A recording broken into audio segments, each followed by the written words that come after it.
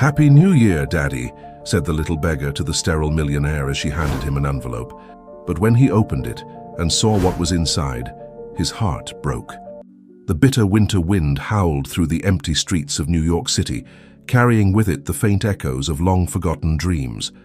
Amidst the swirling snowflakes and the indifferent skyscrapers, a small figure huddled in the shadows of an alleyway, clutching a worn blue rosary as if it were the last lifeline to a world that had long since turned its back. Lily, just 7 years old, had known the harsh realities of life on the streets for what felt like an eternity. Her small hands, calloused and chapped from the cold, wrapped tightly around the rosary, her most prized possession and her only connection to a past that seemed more like a distant dream with each passing day. As she nestled deeper into her makeshift shelter of cardboard boxes and discarded newspapers, Lily closed her eyes and let her mind wander to the last memory she had of her mother. The hospital room had been cold and sterile, much like the world Lily now inhabited, but her mother's warm smile had filled the space with a light that seemed to push back the encroaching darkness. "Lily, my sweet girl," her mother had whispered, her voice weak but filled with love. "I want you to have this." She had pressed the blue rosary into Lily's tiny hands, her fingers trembling with the effort. "Whenever you feel scared or alone, hold on to this rosary. It will remind you that I'm always by your side, watching over you." A single tear escaped Lily's tightly shut eyes as she remembered her mother's final words. She brought the rosary to her lips, kissing it gently as she had done countless times before. "I miss you, Mommy," she whispered into the night, her words carried away by the unforgiving wind. The sound of approaching footsteps jolted Lily from her reverie.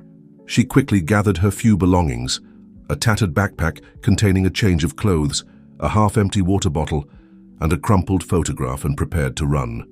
Life on the streets had taught her to be wary of strangers, especially those who prowled the night. As the footsteps grew louder, Lily's heart raced. She clutched the rosary tightly, drawing strength from its familiar contours. "Please, Mommy," she prayed silently, "keep me safe." The footsteps paused at the entrance to the alley. Lily held her breath, willing herself to become invisible in the shadows. After what felt like an eternity, the stranger moved on, their footsteps fading into the distance. Lily let out a shaky breath, relief washing over her like a warm blanket. She knew she couldn't stay in this spot for long. The city was a dangerous place for a child alone, and she had learned the hard way that staying in one place for too long only invited trouble. As the first light of dawn began to creep over the horizon, painting the sky in hues of pink and gold, Lily emerged from her hiding place. She stretched her small body, wincing at the aches that came from sleeping on the cold, hard ground. Another day of survival lay ahead, and she knew she needed to find food and a safer place to rest. With practiced ease, Lily blended into the early morning crowd of commuters and tourists. She had become adept at making herself invisible, a ghost child haunting the bustling streets of the city. As she walked, her mind drifted to the crumpled photograph tucked safely in her backpack, a treasured find from a pile of discarded belongings she had stumbled upon weeks ago. The photograph showed her mother, younger and full of life, smiling broadly next to a man Lily didn't recognize. She had studied the man's face countless times, memorizing every detail. In her heart, she held on to the hope that this stranger might be her father, someone who could offer her the home and love she so desperately craved. As Lily navigated the crowded sidewalks, her keen eyes scanned for opportunities. A half-eaten sandwich discarded in a trash can, a dropped coin glinting in the gutter. These were the small windfalls that kept her going from day to day. She had learned to be resourceful, to find sustenance where others saw only waste. The day wore on, and Lily found herself in a part of the city she didn't often frequent. The buildings here were taller, shinier, and the people dressed in expensive suits and dresses that probably cost more than Lily could imagine. She felt out of place, her ragged clothes and dirty face a stark contrast to the polished world around her. As she passed by a particularly grand building, something caught her eye. Through the large glass windows of what appeared to be an upscale restaurant, Lily saw a familiar face. Her heart skipped a beat as she recognized the man from her photograph, sitting at a table with an elegantly dressed woman. Time seemed to stand still as Lily stared, her mind racing with possibilities. Could this be her chance? The moment she had dreamed of for so long? With trembling hands, she reached into her backpack and pulled out the crumpled photograph, comparing it to the man she saw through the window. There was no doubt. It was him. Taking a deep breath, Lily gathered all her courage. She knew she might never get another opportunity like this. With her heart pounding in her chest and her mother's rosary clutched tightly in her hand, she took a step towards the restaurant's entrance. As she reached for the door, a well-dressed man exited, nearly knocking her over. He looked down at her with disdain, his nose wrinkling at her appearance. "Watch where you're going, street rat," he sneered, pushing past her. Lily stumbled back, momentarily stunned by the man's cruelty. But she wouldn't let this deter her. She had come too far, endured too much, to let one unkind person stand in her way. Squaring her small shoulders, she pushed open the heavy door and stepped into a world she had only ever glimpsed from the outside. The restaurant was a cacophony of clinking glasses, muted conversations, and the soft strains of classical music. The air was heavy with the aroma of expensive perfumes and gourmet dishes. Lily felt overwhelmed, but she forced herself to focus on her goal. Her eyes scanned the room, searching for the man from the photograph. She spotted him at a table near the back of the restaurant, engaged in what appeared to be an intense conversation with the woman. Lily's feet felt like lead as she slowly made her way towards them, her heart thundering in her ears. As she approached the table, she couldn't help but overhear snippets of their conversation. The woman was speaking in a hushed, urgent tone. "Can't keep living like this, Richard. We need to talk about—" Her words were cut short as she suddenly clutched at her throat, her eyes widening in panic. The man, Richard, half rose from his seat, concern etched on his face. "Margaret, what's wrong?" In that moment, as if by some divine intervention, Lily found herself thrust into action. She recognized the signs of a seizure, having cared for her mother during her illness. Without hesitation, she rushed forward, her small voice rising above the din of the restaurant. "Help! She needs help!" The other diners turned to stare as Lily reached the table, her dirty hands already moving to help the woman, Margaret, into a safe position. "Sir," she said to Richard, her voice steady despite her racing heart, "we need to move her to the floor. Can you help me?" Richard, momentarily stunned by the appearance of this street urchin taking charge of the situation, nodded numbly and helped Lily ease Margaret to the ground. As they worked together to ensure Margaret's safety, Lily felt a strange connection to this man she had dreamed about for so long. But before she could say anything, to explain who she was or why she was there, chaos erupted around them. Waiters rushed over, patrons stood from their tables to get a better look, and someone shouted for an ambulance to be called. In the commotion, Lily found herself being pushed away from the scene. A waiter grabbed her arm roughly, his face twisted with suspicion. "What did you do to her?" he demanded, shaking Lily. "Did you poison her food?" Lily's eyes widened in fear and confusion. "No, I was just trying to help," she protested, but her words fell on deaf ears. The waiter, along with several other staff members, began to forcibly remove her from the restaurant. As she was dragged towards the exit, Lily's eyes locked with Richard's for a brief moment. She saw confusion and something else, a flicker of recognition, perhaps, in his gaze. But before she could call out to him, she was thrust out onto the street, the restaurant doors slamming behind her. Lily stumbled on the sidewalk, tears welling in her eyes. She had been so close to finally finding a connection to her past, to possibly finding a home. And now it had all slipped away in a matter of moments. As she regained her balance, Lily realized with horror that her backpack was missing. In the chaos of the restaurant, it must have fallen off. Her few possessions, including the precious photograph, were now lost to her. With a heavy heart and tear-stained cheeks, Lily clutched her mother's rosary and began to walk away from the restaurant. The sun was setting, casting long shadows across the city streets. She didn't know where she was going, but she knew she couldn't stay here. As night fell over the city, Lily found herself wandering aimlessly, her mind replaying the events of the day over and over. She had been so close to changing her life, only to have it all slip through her fingers like sand. The weight of her disappointment threatened to crush her small frame, but she forced herself to keep moving. The city lights blurred through her tears as she walked, each step taking her further from the brief moment of hope she had experienced. But even in her despair, a tiny spark of determination refused to be extinguished. She had found the man from the photograph once. Perhaps she could find him again. With this glimmer of hope to sustain her, Lily continued her solitary journey through the night, the blue rosary her constant companion and her link to a mother's enduring love. The days that followed the incident at the restaurant blurred together for Lily, each one a struggle for survival in the unforgiving urban jungle.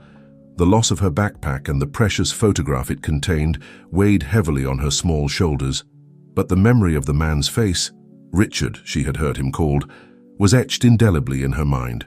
As the bitter December winds whipped through the city streets, Lily found herself huddled in the doorway of an abandoned building, her thin frame shivering despite the layers of newspaper she had wrapped around herself. The blue rosary, her one remaining connection to her past, was clutched tightly in her frost-bitten fingers. "Please, Mommy," she whispered, her breath forming small clouds in the frigid air. "I need a sign. I need to know what to do next." As if in answer to her desperate plea, a commotion down the street caught her attention. A group of people had gathered, their excited chatter carrying on the wind. Curiosity piqued, Lily cautiously approached the crowd, staying on the periphery to avoid drawing unwanted attention. "It's New Year's Eve," she heard someone exclaim. "Time to make our wishes for the coming year." New Year's Eve. The realization hit Lily like a physical blow. She had lost track of time in her daily struggle for survival, but now the significance of the date washed over her. A new year meant new beginnings, new possibilities, and perhaps a chance to change her fate. As the crowd began to disperse, Lily's eyes were drawn to the night sky. Through a break in the towering buildings, she caught sight of a brilliant streak of light, a shooting star. Her mother's voice echoed in her memory. "When you see a shooting star, make a wish, Lily. The universe is listening." With all the hope and longing in her young heart, Lily closed her eyes and made her wish. "Please," she whispered, "let me find a home. Let me find someone who will love me." When she opened her eyes, the star was gone, but a strange feeling of warmth had settled in her chest. It was as if her mother had wrapped her arms around her, offering comfort and encouragement. Without fully understanding why, Lily felt compelled to follow the path of the shooting star. Her feet moved of their own accord, carrying her through winding streets and past glittering storefronts, decked out for the holiday season. The further she walked, the more the scenery changed. Gone were the crowded tenements and noisy bodegas, replaced by stately brownstones and manicured lawns. Lily knew she was out of place in this affluent neighborhood, but something urged her onward. As she turned a corner, she found herself face to face with an imposing iron gate. Beyond it stood a magnificent mansion, its windows aglow with warm light that seemed to beckon her closer. Her heart racing, Lily approached the gate.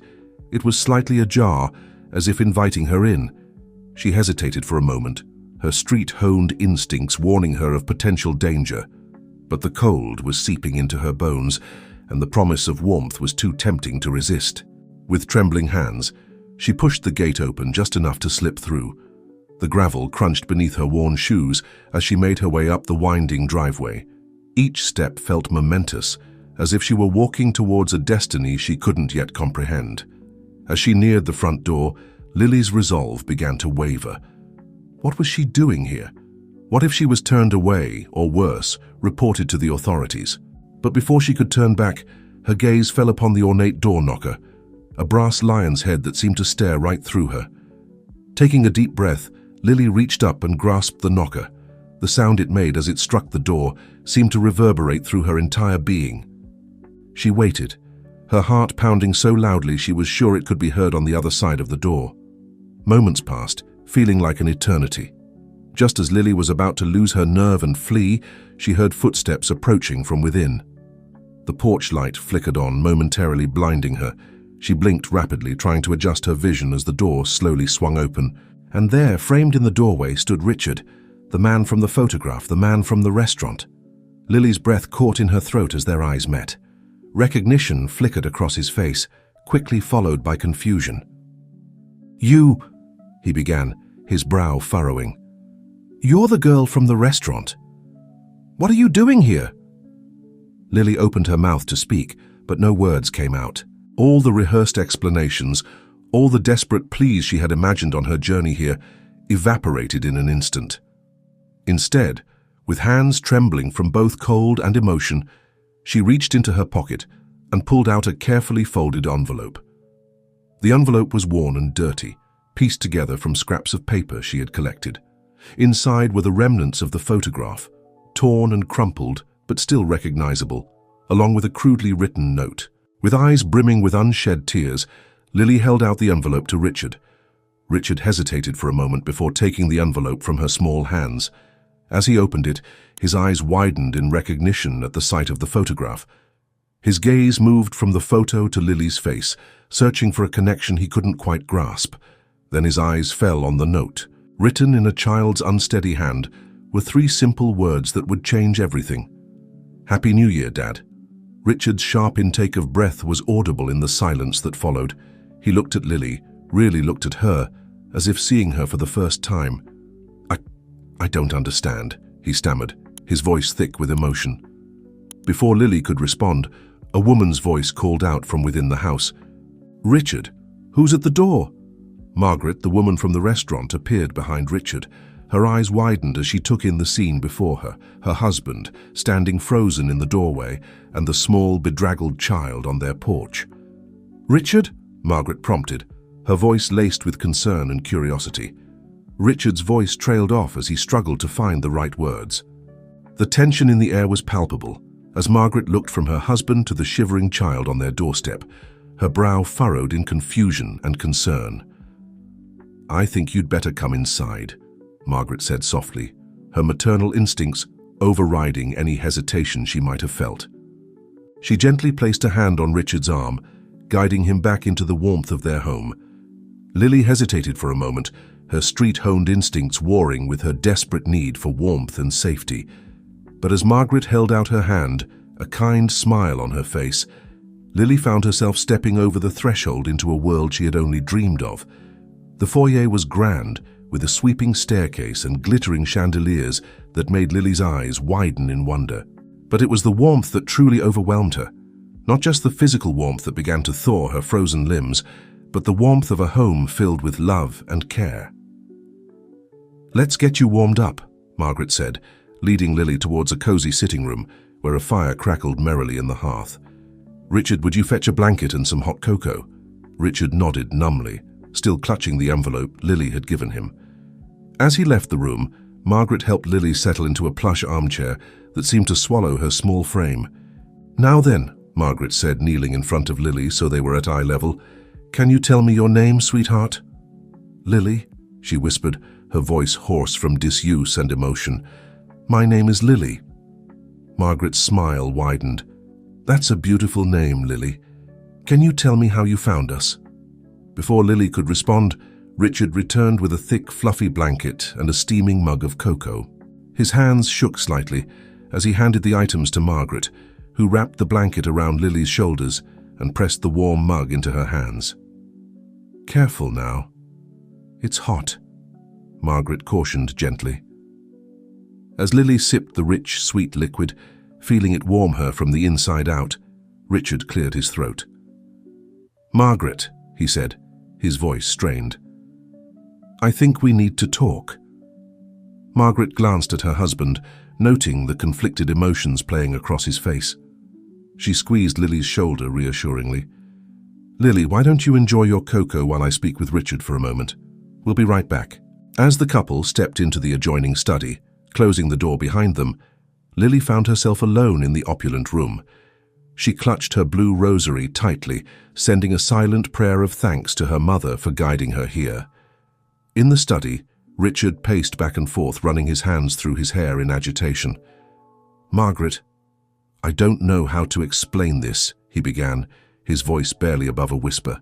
Margaret sat on the edge of the desk, her calm demeanor a stark contrast to her husband's distress. "Start at the beginning, Richard," she said softly. Taking a deep breath, Richard unfolded the crumpled note from the envelope. "This child, Lily, she believes I'm her father." Margaret's eyes widened, but she remained silent, waiting for Richard to continue. "Years ago, before we met, I had a relationship with a woman named Sarah," Richard explained, his voice thick with emotion. "It was brief but intense. When it ended, I threw myself into my work trying to forget. I never knew." He trailed off, his eyes filling with tears. Margaret stood, crossing the room to embrace her husband. "Oh, Richard," she murmured, "why didn't you ever tell me about her?" Richard shook his head, guilt etched across his features. "I thought it was in the past. I never imagined, Margaret, what if she really is my daughter? What are we going to do?" Margaret took a step back, her hands resting on Richard's shoulders as she looked him in the eye. "First, we're going to take care of that little girl out there. She's cold, hungry, and alone on New Year's Eve. Whatever else happens, we have a responsibility to help her." Richard nodded, drawing strength from his wife's unwavering support. "You're right, of course, but what about after tonight? If she really is my daughter, then we'll face that together," Margaret said firmly. "Richard, you know how long we've been trying to have a child of our own.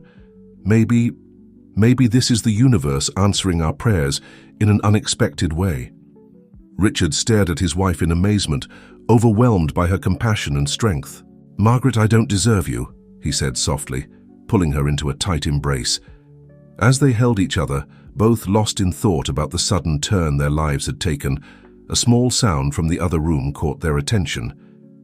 They opened the study door to find Lily standing there, the empty cocoa mug clutched in her hands, uncertainty written across her face.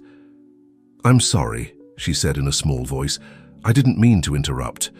I didn't know where to put the mug."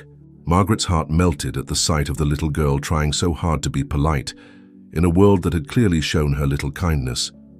She stepped forward, gently taking the mug from Lily's hands. "You didn't interrupt anything, sweetheart. In fact, we were just coming to check on you. Are you feeling a bit warmer now?" Lily nodded, her eyes darting between Margaret and Richard. "Thank you for the cocoa," she said softly. "It was the best thing I've ever tasted." Richard knelt down so he was at eye level with Lily. "Lily," he said gently, "we'd like to ask you a few questions if that's okay. Can you tell us about your mother?"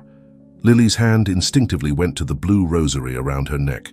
"My mom, she got very sick," she explained, her voice barely above a whisper. Before she had to go away, she gave me this rosary. She told me it would keep me safe and remind me that she's always with me." Richard and Margaret exchanged a glance, their hearts breaking for the little girl who had endured so much. "And your father?" Richard asked carefully. "What do you know about him?" Lily's eyes filled with tears. "I never knew him," she admitted. "But Mom always said he was a good man who would have loved me if he'd known about me. When I found the picture of you with her, I hoped." Her voice trailed off as she looked up at Richard, hope and fear warring in her eyes. Richard felt a lump form in his throat as he gazed at the child who might be his daughter. Without thinking, he reached out and pulled Lily into a gentle hug. "It's okay, Lily," he murmured, his own eyes damp with unshed tears. "We're going to figure this out together. You're safe now." As Richard held Lily, Margaret watched the scene unfold with a mix of emotions. She had always dreamed of having a child, of creating a family with Richard. Now, faced with this unexpected turn of events, she found herself opening her heart to the possibility of a different kind of family. "Lily," Margaret said softly, joining Richard in kneeling beside the little girl, "how would you like to stay with us for a while? At least until we can sort everything out?" Lily's eyes widened in disbelief. "Really?" she asked, her voice trembling with hope. You want me to stay?" Richard and Margaret exchanged a glance, a silent agreement passing between them. "Yes, Lily," Richard said firmly, "we want you to stay." As the clock in the hallway began to chime, signaling the arrival of the new year, Lily found herself enveloped in the warm embrace of two people who, just hours ago, had been strangers. For the first time in years, she felt safe, wanted, and loved. Outside, Fireworks began to light up the night sky, their colorful bursts a fitting backdrop to the new beginning unfolding within the walls of the mansion. As Lily gazed out the window at the dazzling display, her hand clutching her mother's rosary, she sent a silent thank you to the shooting star that had guided her here. The road ahead would not be easy. There were questions to be answered, legal matters to be addressed, and emotional hurdles to overcome. But in that moment, as the new year dawned with all its promise and potential, a fragile hope began to blossom in the hearts of Lily, Richard, and Margaret. The hope of a family forged not by blood but by love and compassion. And as the fireworks continued to paint the sky with bursts of color, Lily turned back to Richard and Margaret, a small smile tugging at the corners of her mouth. "Happy New Year," she said softly, her voice filled with a tentative joy. Richard and Margaret, their arms still around Lily, echoed the sentiment. "Happy New Year, Lily," they said in unison, their voices thick with emotion. And as the first minutes of the new year ticked by, the three of them stood together, watching the fireworks and daring to dream of the future that lay ahead, a future that just hours ago none of them could have imagined. The days following New Year's Eve brought a whirlwind of changes to the lives of Lily, Richard, and Margaret. The grand mansion, once a showcase of opulent furnishings and priceless art, began to transform into a home filled with the laughter and energy of a child. For Lily, the adjustment was both thrilling and terrifying. After years of fending for herself on the streets, she found the sudden abundance of food, warmth, and care almost overwhelming. She would often wake in the middle of the night, panicked and disoriented, only to remember that she was safe in her new bedroom, a room larger than any space she had ever called her own. Richard and Margaret, for their part, threw themselves into their new roles with a mixture of excitement and trepidation. They hired the best lawyers to begin the process of legally adopting Lily and engaged a private investigator to delve into the details of her background. But beyond the legalities, they focused on creating a nurturing environment for the little girl who had so unexpectedly entered their lives.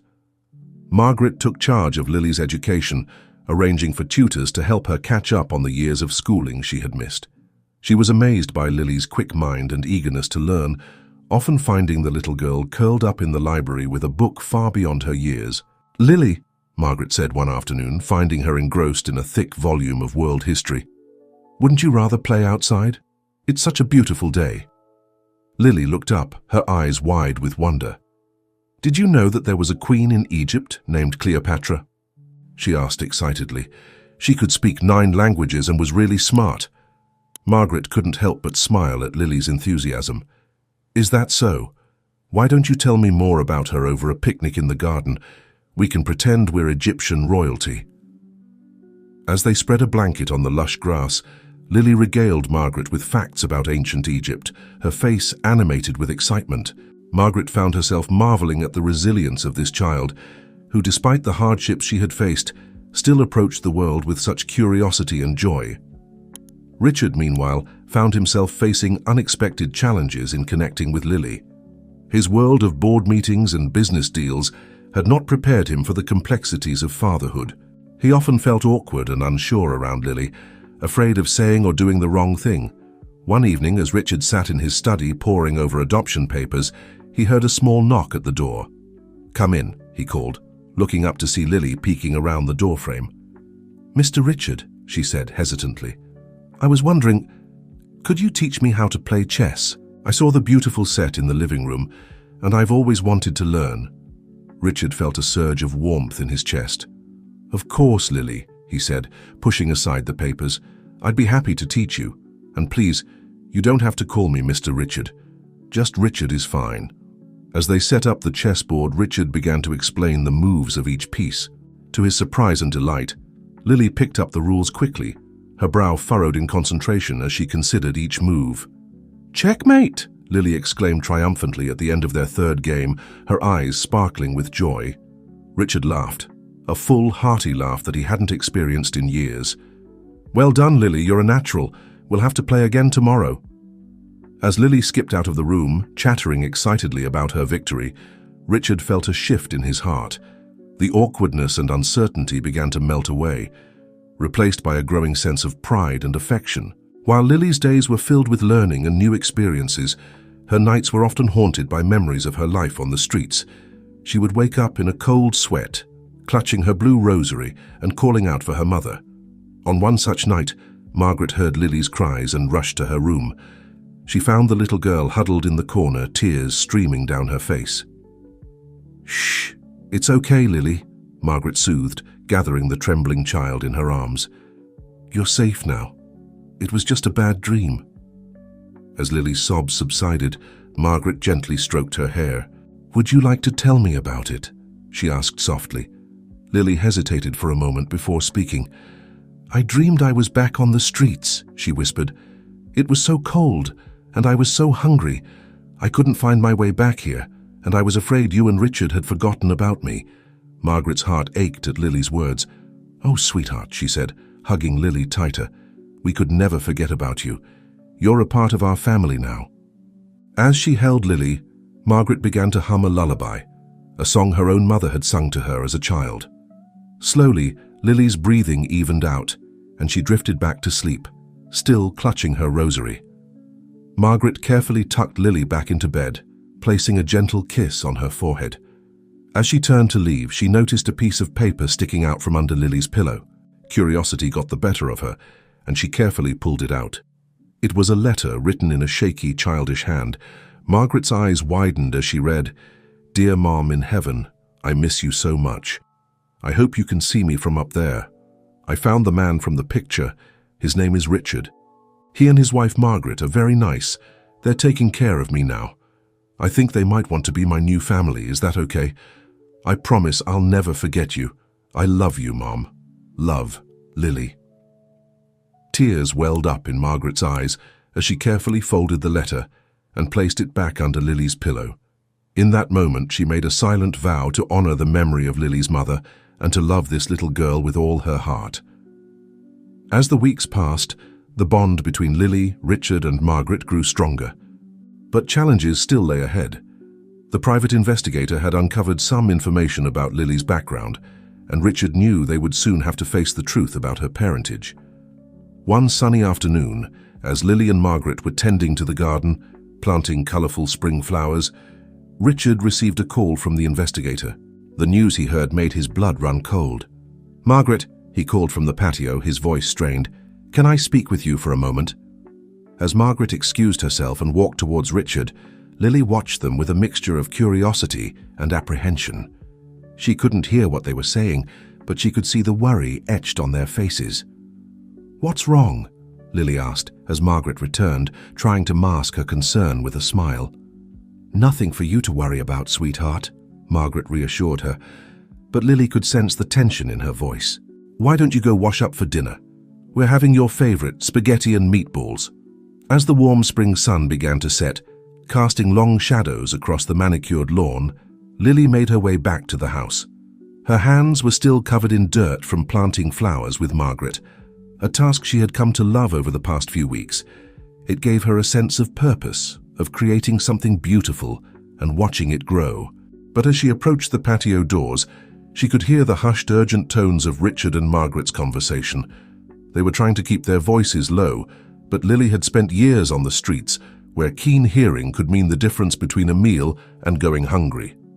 She couldn't make out every word, but what she did hear made her heart race. "Not his daughter. The DNA test. What are we going to do?" Lily froze, her hand on the door handle. A wave of dizziness washed over her, and she felt as if the ground was shifting beneath her feet. Not his daughter, but that meant everything she had believed, everything she had hoped for, was a lie. She stumbled backward, away from the door, away from the voices that were shattering her world. Without thinking, she began to run, her feet carrying her across the lawn, past the flower beds she had so lovingly tended, and towards the iron gates that separated this dream world from the harsh reality she had known before. Inside the house, Richard paced back and forth, running his hands through his hair in agitation. "Margaret, how are we going to tell her? She's been through so much already. This will devastate her." Margaret sat on the edge of the sofa, her face pale but determined. "We tell her the truth, Richard. We owe her that much. And then we remind her that DNA doesn't make a family. Love does. Richard stopped pacing and looked at his wife, a mixture of awe and gratitude in his eyes. So you still want to go through with the adoption, even knowing she's not, that I'm not?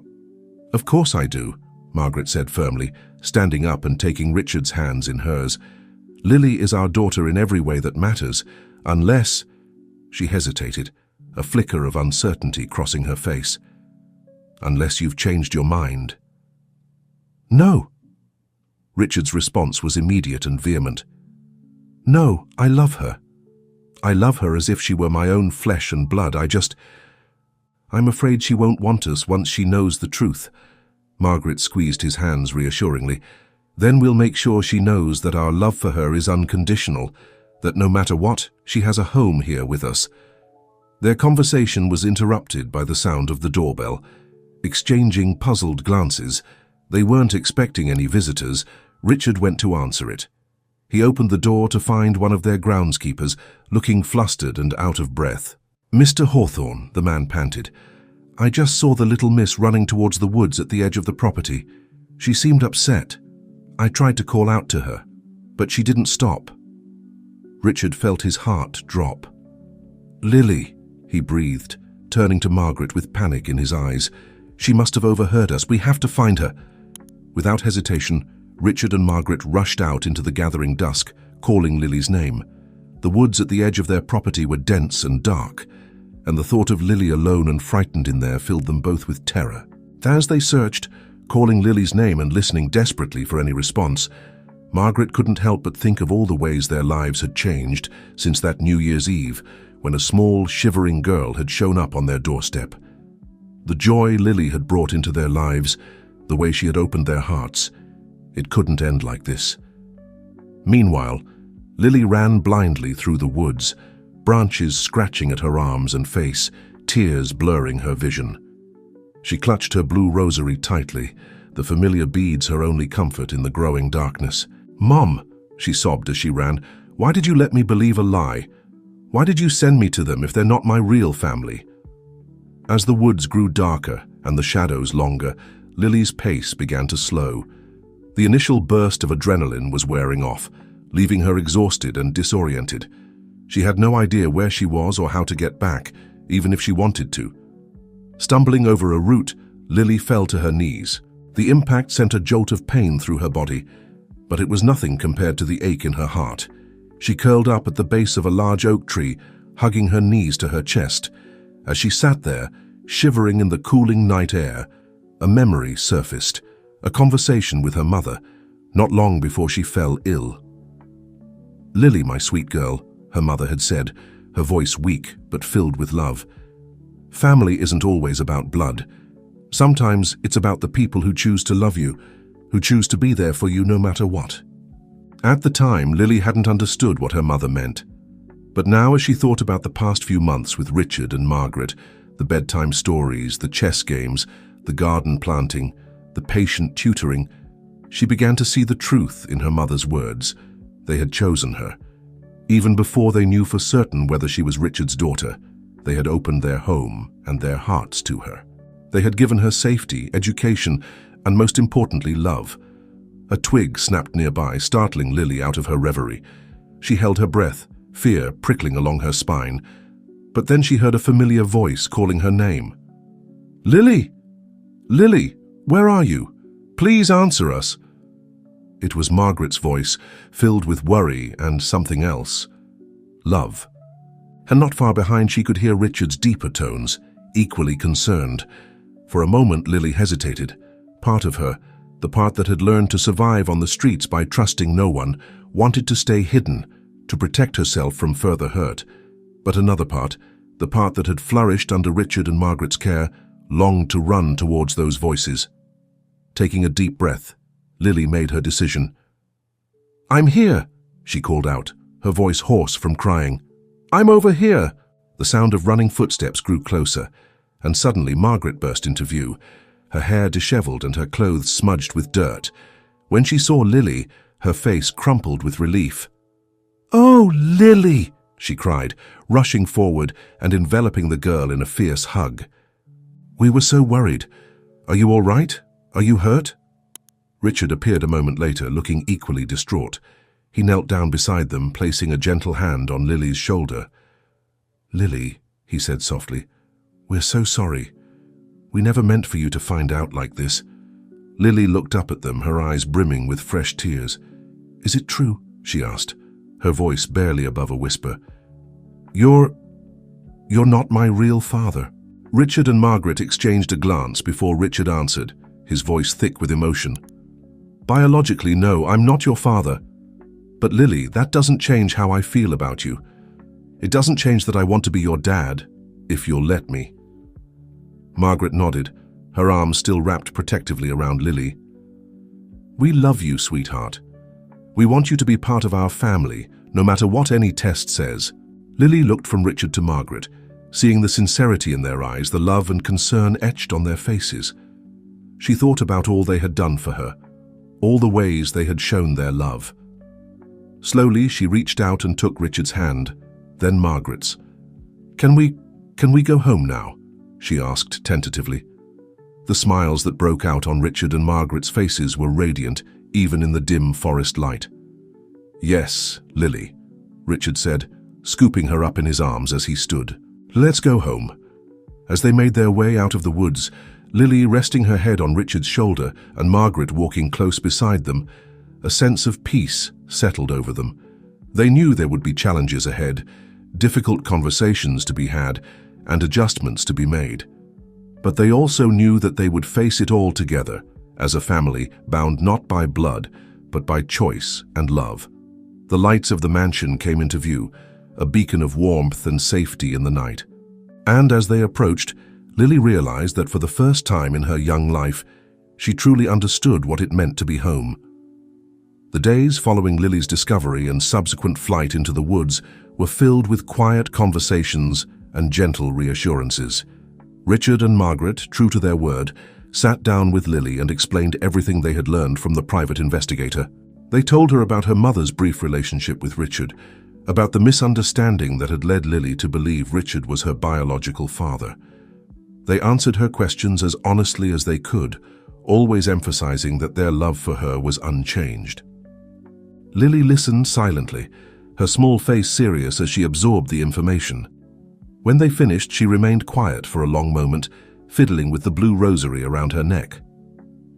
"So," she said finally, her voice small but steady, "if you're not my real dad, does that mean do I have to leave?" Richard felt his heart constrict at the fear in Lily's eyes. He reached out, gently taking her hand in his. "Lily," he said, his voice thick with emotion, "you will always have a home with us if that's what you want. Margaret and I, we'd like to adopt you, to make you officially part of our family." Lily's eyes widened. "Really?" she breathed, looking from Richard to Margaret. Even though we're not related?" Margaret smiled softly, brushing a strand of hair from Lily's face. "Family isn't just about blood, sweetheart. It's about love, about choosing each other. And we choose you, Lily. We love you and want you to be our daughter." Tears welled up in Lily's eyes, but for the first time in days they were tears of joy. She threw her arms around Richard and Margaret, hugging them tightly. "I choose you too," she whispered. From that moment on, a new chapter began in their lives. The adoption process, which had been put on hold pending the results of the investigation, was restarted with renewed vigor. Richard and Margaret were determined to make Lily legally and irrevocably their daughter.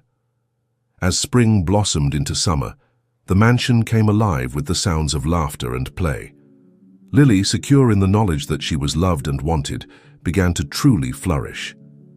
Her nightmares became less frequent, and her smile, once rare and hesitant, became a constant presence. One warm afternoon, as Lily and Margaret were tending to their flourishing garden, Lily paused, a thoughtful expression on her face. "Margaret," she said, her hands covered in soil as she planted a new row of sunflowers, "can I ask you something?" "Of course, sweetheart," Margaret replied, wiping her brow with the back of her hand. "You can ask me anything." Lily bit her lip, hesitating for a moment before speaking. "Would it be okay if I called you Mom and Richard Dad?" Margaret felt her heart swell with joy. She set down her gardening tools and turned to face Lily fully. "Oh, Lily," she said, her voice filled with emotion. "Nothing would make us happier, but only if you're comfortable with it. We don't want you to feel pressured." Lily's face broke into a radiant smile. "I want to," she said firmly. "You are my mom and dad, in all the ways that matter." That evening, as they sat down to dinner, Lily cleared her throat nervously. Richard and Margaret looked at her expectantly, sensing she had something important to say.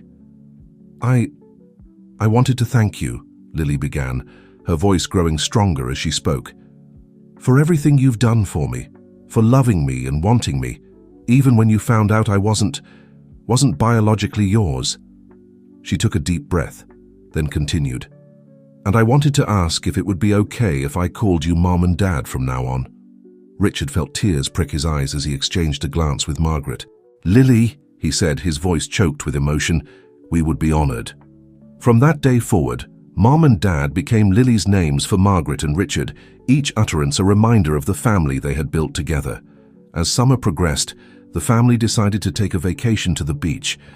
It would be Lily's first time seeing the ocean, and her excitement was contagious. They rented a cozy beach house, and Lily spent hours exploring the shore, collecting seashells, and building elaborate sandcastles. One evening, as the sun was setting, painting the sky in brilliant hues of orange and pink, the family sat together on the beach.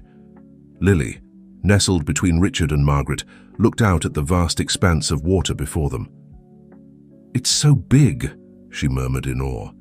"It makes me feel small, but not in a scary way. More like I'm part of something huge and beautiful." Richard squeezed her shoulder gently. "That's a wonderful way to look at it, sweetheart. We are all part of something bigger than ourselves." As they watched the sun sink below the horizon, Lily suddenly sat up straighter. "Look," she exclaimed, pointing to the sky. "A shooting star!" Sure enough, a bright streak of light arced across the darkening sky. Margaret smiled, remembering the night Lily had arrived on their doorstep. "Make a wish, Lily," she said softly. Lily closed her eyes tightly for a moment, then opened them with a contented sigh.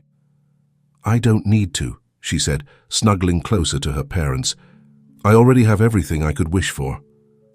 As they made their way back to the beach house hand in hand, Richard and Margaret exchanged a glance over Lily's head. They didn't need words to express what they were feeling, the joy, the love, the sense of completeness that Lily had brought into their lives.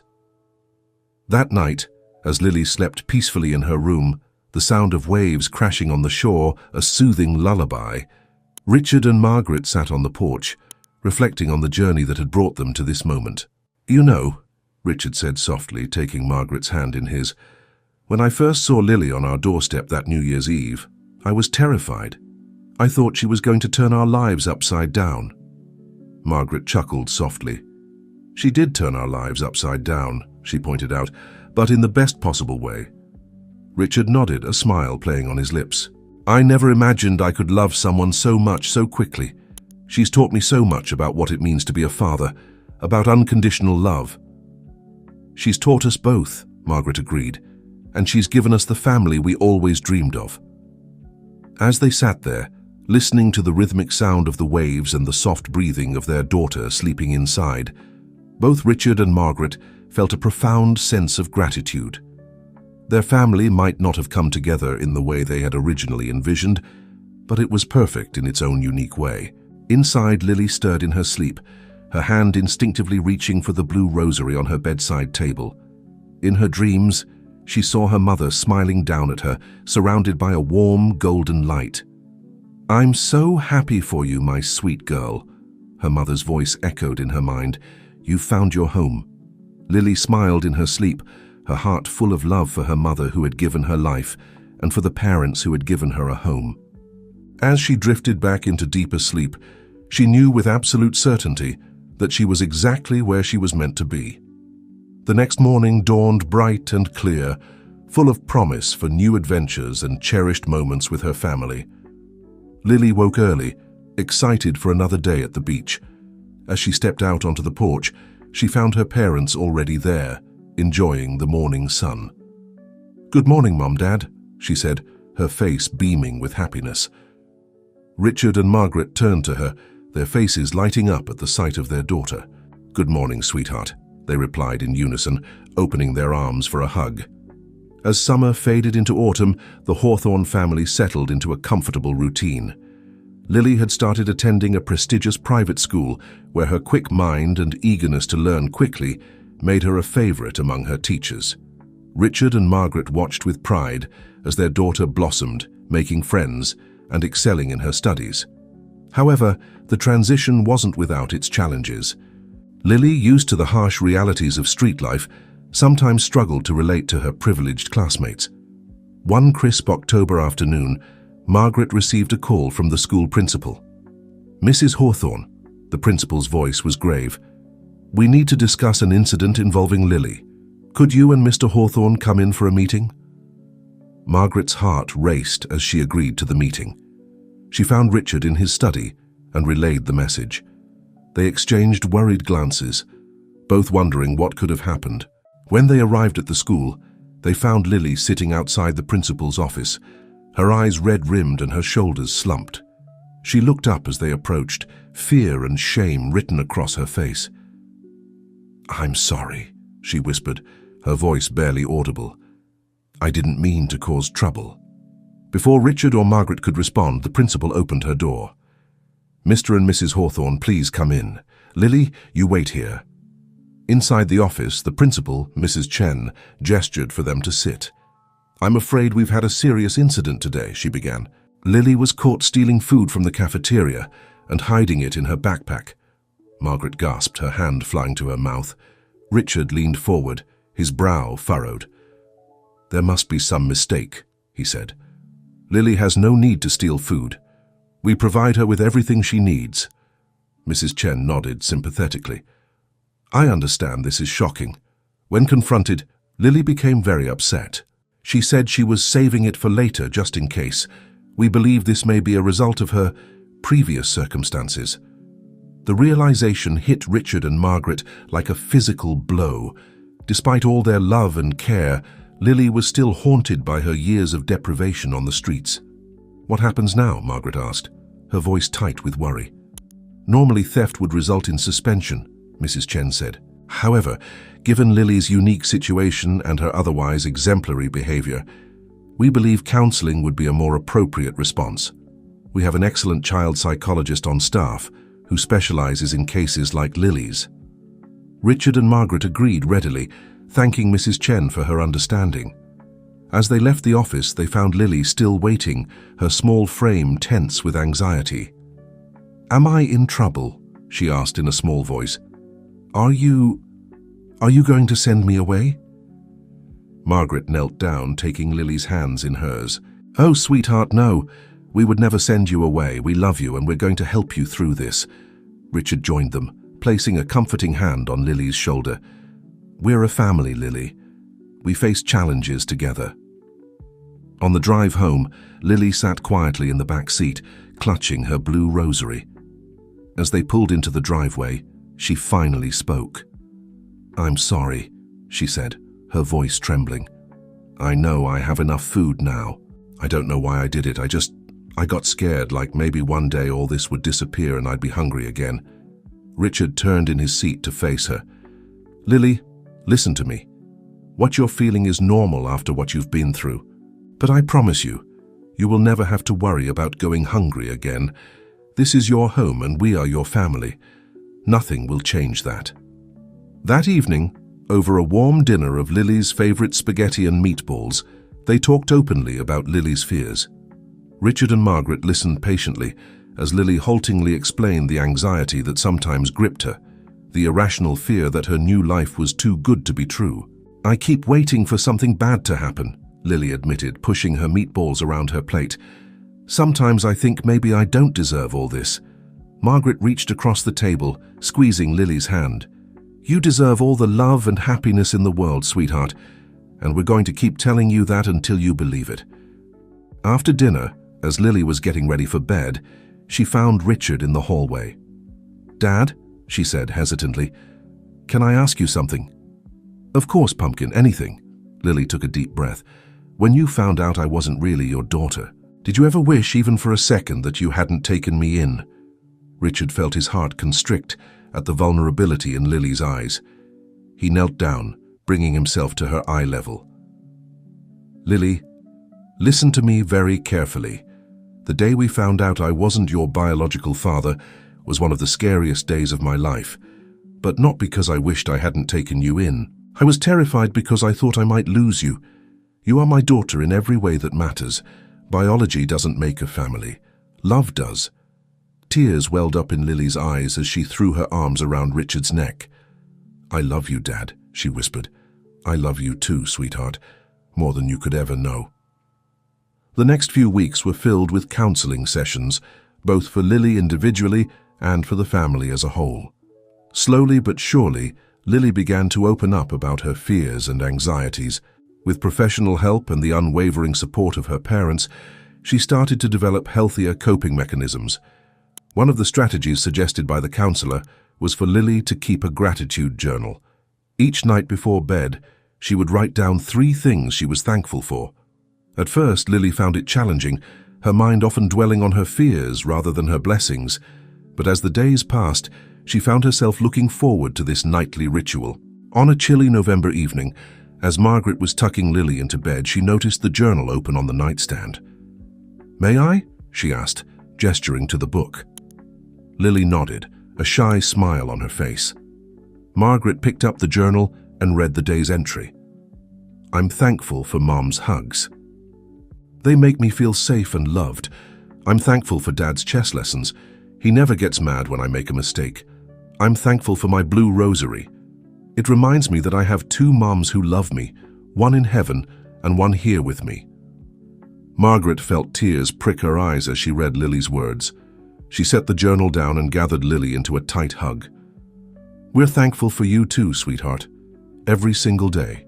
As the first snow of winter began to fall outside Lily's window, blanketing the world in a soft white glow, the Hawthorne family felt a sense of peace settle over them. They had faced their first real challenge as a family and had come out stronger for it. Lily, nestled in her warm bed, held her blue rosary close and whispered a quiet thank you to her mother in heaven. She felt, for the first time in a long while, truly at peace. As she drifted off to sleep, she knew that whatever challenges lay ahead, she would face them with the love and support of her family, the family that had chosen her and that she had chosen in return.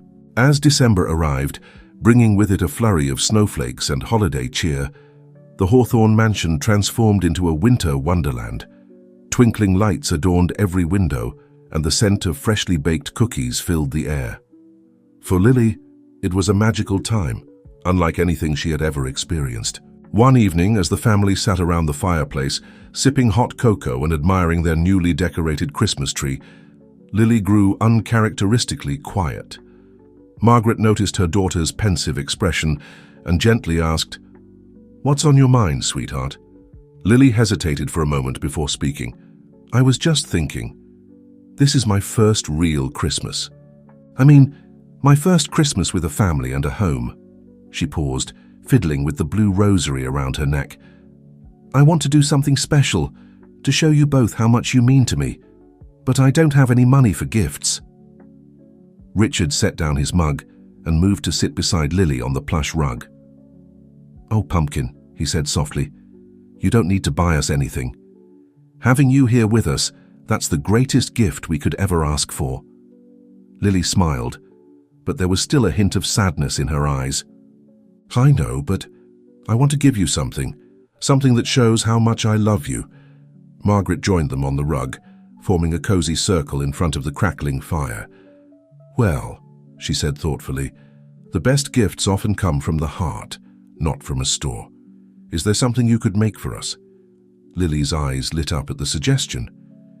"Maybe, but I'd need some help, and it would have to be a surprise."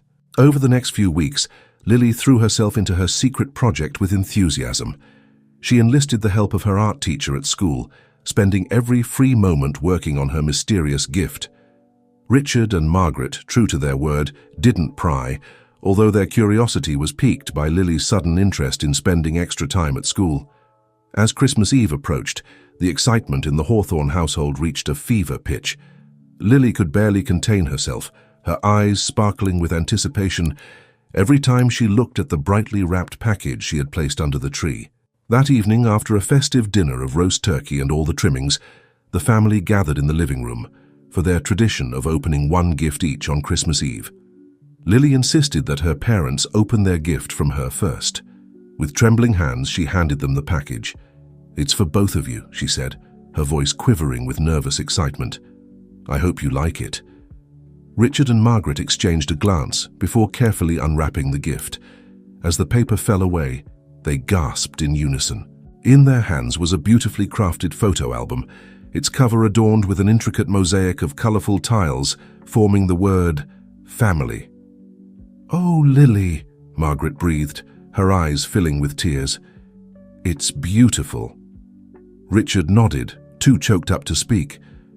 They opened the album, and on the first page, in Lily's careful handwriting, was a note. "Dear Mom and Dad, thank you for giving me a home, a family, and all the love in the world. This album is to remind us of all the happy memories we've made and all the ones we'll make in the future. I love you both so much, your daughter Lily." As they turned the pages, they found a collection of photographs chronicling their time together. There were pictures from their beach vacation, snapshots of everyday moments like baking cookies and playing chess, and even a few older photos of Richard and Margaret that Lily had found and included. But it was the final page that truly took their breath away. It was a hand-drawn picture of the three of them standing in front of their home. Above the drawing, Lily had written in careful cursive, "The Hawthorne family, bound by love, not blood." Richard and Margaret looked up from the album to find Lily watching them anxiously. "Do you like it?" she asked, her voice small. In response, they opened their arms and Lily rushed into their embrace. The three of them held each other tightly, tears of joy streaming down their faces. "Like it?" Richard said, his voice thick with emotion. "Lily, this is the most precious gift we've ever received." Margaret nodded in agreement. "It's perfect, sweetheart. Absolutely perfect." As they sat there huddled together in front of the twinkling Christmas tree, Lily felt a warmth spread through her chest.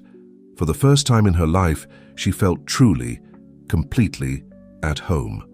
Later that night, after Lily had gone to bed, vibrating with excitement for Christmas morning, Richard and Margaret sat together on the couch, still poring over the photo album. "You know," Richard said softly, "when I think about how close we came to missing out on all of this, it terrifies me." Margaret squeezed his hand. "But we didn't miss it. Lily found us, and we found her. That's what matters." Richard nodded, a smile playing on his lips. "She's changed our lives in ways I never could have imagined. I can't believe how much I love her." "I know," Margaret agreed. "It's like she filled a hole in our hearts that we didn't even know was there." As they closed the album and prepared to head to bed, both Richard and Margaret felt a profound sense of gratitude. Their family might not have come together in the traditional way, but it was perfect in its own unique way. Upstairs, Lily lay in her bed, too excited to sleep. She held her blue rosary close, whispering a quiet prayer of thanks. "Thank you for guiding me to my new family," she murmured, "and thank you, Mom, for watching over me. I hope you're happy that I'm happy." As she drifted off to sleep, a sense of peace settled over the Hawthorne household. Outside, snow fell softly, blanketing the world in pristine white. Inside, three hearts beat as one, bound together by a love stronger than any biological tie. The journey hadn't been easy, and there would undoubtedly be more challenges ahead. But as they slept that Christmas Eve, Lily, Richard, and Margaret knew that together they could face anything. They were a family in every sense of the word, and that was the greatest gift of all.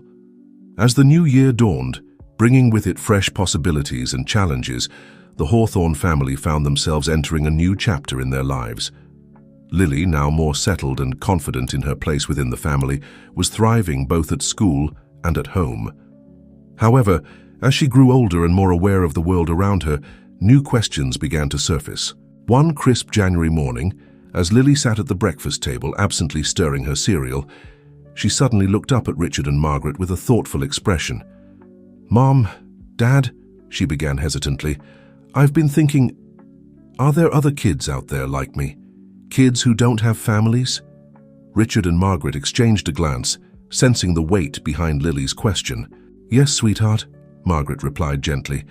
"Unfortunately, there are many children who don't have families of their own." Lily's brow furrowed as she processed this information.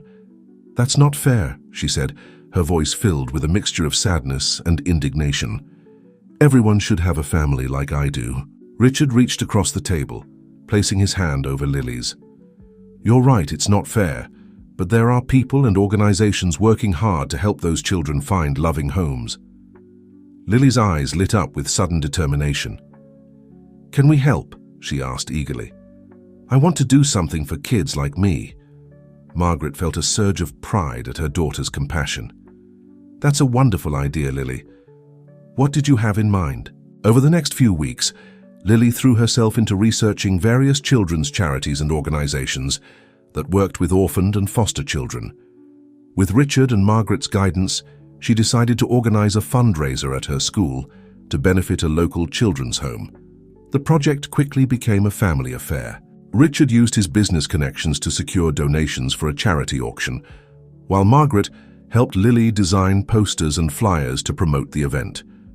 Lily herself went from class to class, speaking passionately about the importance of helping children in need. As the day of the fundraiser approached, Lily's excitement was palpable. She had poured her heart and soul into the project, and her enthusiasm had infected the entire school. On the morning of the event, as they were setting up in the school gymnasium, Lily turned to her parents with a nervous smile. "Do you think we'll be able to make a difference?" she asked, a hint of uncertainty in her voice. Richard knelt down beside her, placing a reassuring hand on her shoulder. "Lily, you've already made a difference. Look around you," he said, gesturing to the bustling gymnasium filled with volunteers and donated items. "You inspired all of this. No matter what happens today, you should be incredibly proud of yourself." Margaret nodded in agreement, pulling Lily into a warm hug. "Your dad's right, sweetheart. You've shown incredible compassion and initiative. We couldn't be more proud of you." As the doors opened and people began to stream in, Lily's nervousness gave way to excitement. She threw herself into her role as host, greeting guests, explaining the various activities, and sharing her personal story with anyone who would listen. The day was a whirlwind of activity: silent auctions, bake sales, and even a talent show put on by Lily and her classmates. As the event drew to a close, Lily stood on the stage with her parents, preparing to announce the total amount raised. With trembling hands, she unfolded the piece of paper handed to her by the school principal. Her eyes widened as she read the number, a huge smile spreading across her face. "Ladies and gentlemen," she began, her voice ringing out clear and strong, "thanks to your generosity, we've raised $50,000 for the Springfield Children's Home." The gymnasium erupted in cheers and applause.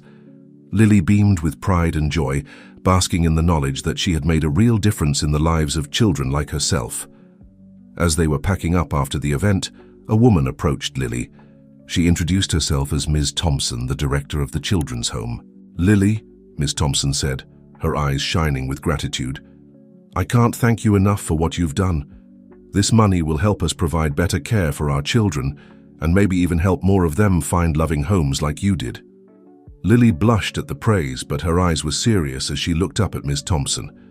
"Ms. Thompson," she said, "I was wondering, would it be okay if I came to visit the children sometimes? Maybe I could read to them or play games with them." Ms. Thompson's smile widened. "We would love that, Lily.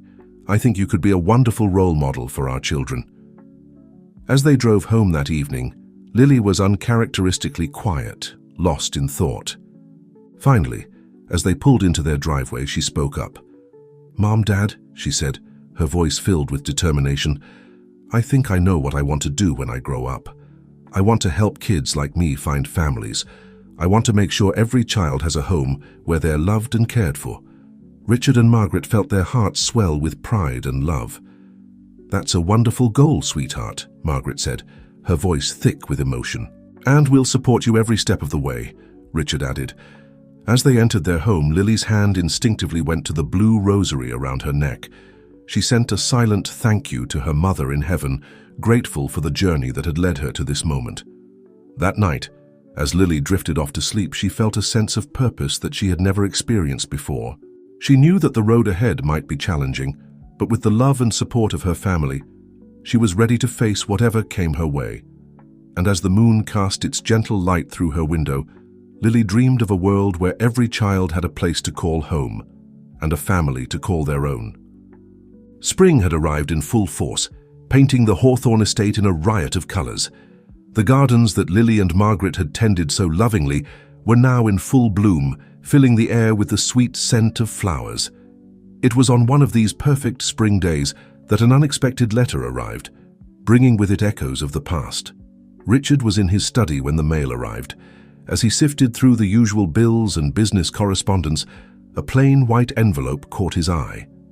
It was addressed simply to the Hawthorne family, with no return address. Curiosity piqued, he carefully opened it. As he read the contents, the color drained from his face. His hands trembled slightly as he set the letter down on his desk, his mind reeling from the implications of what he had just read. "Margaret," he called out, his voice strained. "Can you come here for a moment?" Margaret appeared in the doorway, wiping her hands on her gardening apron. One look at Richard's face told her something was wrong. "What is it?" she asked, concern evident in her voice. Richard wordlessly handed her the letter. Margaret's eyes widened as she read, her hand flying to her mouth in shock. "Oh my," she breathed. "What are we going to do?" The letter was from Sarah, Lily's biological mother. Contrary to what they had believed, she hadn't passed away. She had been in a coma following a severe accident and had only recently regained consciousness. Now she was reaching out, hoping to reconnect with the daughter she had lost. "We have to tell Lily," Margaret said softly, sinking into a chair beside Richard's desk. Richard nodded, his face etched with worry. "But how? This will turn her world upside down. She's finally settled, finally feels secure with us. What if she wants to leave?" Margaret reached out, taking Richard's hand in hers. "We have to trust in the bond we've built with her. Whatever happens, we'll face it as a family." They decided to wait until after dinner to break the news to Lily. As they sat around the dining table, picking at their food with little appetite, Lily noticed the tension in the air. "Is everything okay?" she asked, looking from Richard to Margaret with concern. Richard took a deep breath, steeling himself for the conversation ahead. "Lily, sweetheart, we received a letter today. It's from your biological mother." Lily's fork clattered to her plate, her eyes wide with shock. But that's impossible. Mom passed away. She had to go away." Margaret moved to Lily's side, wrapping an arm around her shoulders. "It seems there was a misunderstanding, sweetheart. Your mother didn't leave this world. She was in a very deep sleep because of an accident. But she's awake now, and she's looking for you." Lily sat in stunned silence, her mind struggling to process this information. The mother she had mourned, the mother she had said goodbye to, was alive. She felt a whirlwind of emotions, joy, confusion, fear, and a deep aching sadness she couldn't quite explain. What does this mean?" she finally asked, her voice barely above a whisper. Richard knelt beside her chair, taking her small hands in his.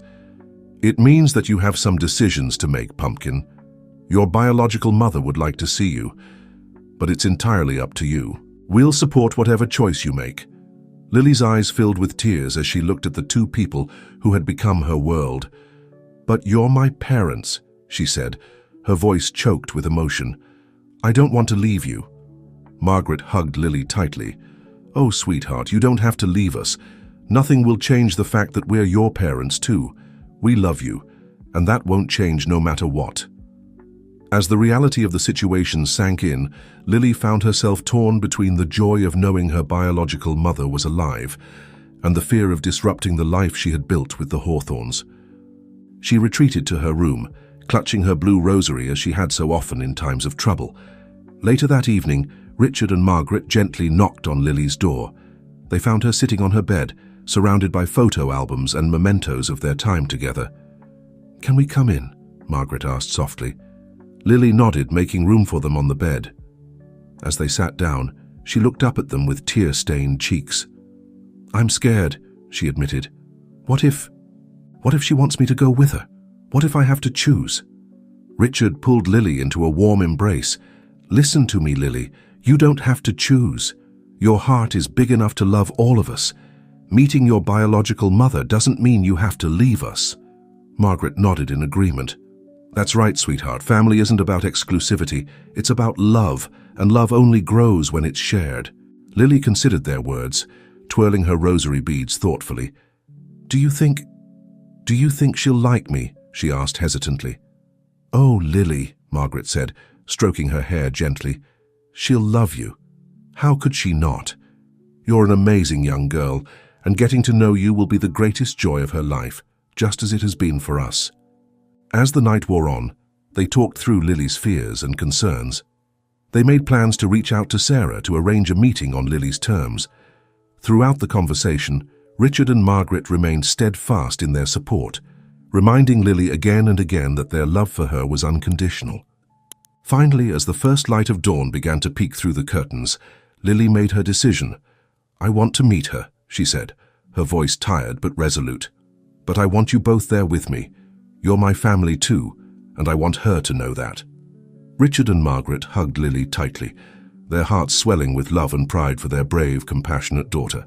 As Lily drifted off to sleep, emotionally exhausted but feeling more secure in her place in the world, she held her blue rosary close. She sent a quiet prayer of thanks for the family she had found and for the opportunity to expand that family even further.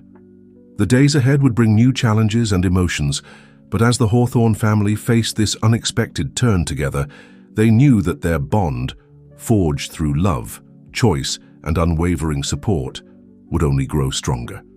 And as the sun rose on a new day, it brought with it the promise of new beginnings, of family circles expanding, and of a love that knew no bounds. The day of Lily's meeting with her biological mother, Sarah, arrived with a mix of anticipation and nervousness that permeated the Hawthorne household. Lily stood in front of her mirror, fidgeting with her clothes and hair, her blue rosary clutched tightly in her hand. Margaret gently knocked on the open door. "Are you ready, sweetheart?" she asked, her voice soft and reassuring. Lily turned, her eyes wide with uncertainty. What if she doesn't like me? What if I don't like her? What if... Margaret crossed the room and enveloped Lily in a warm hug. "Shh. It's okay to be nervous. Remember, we'll be right there with you. And no matter what happens today, nothing will change how much we love you." Richard appeared in the doorway, his face a mask of calm support despite his own inner turmoil. "That's right, Pumpkin. We're in this together." The drive to the agreed meeting place, a quiet cafe in the city, was filled with a tense silence.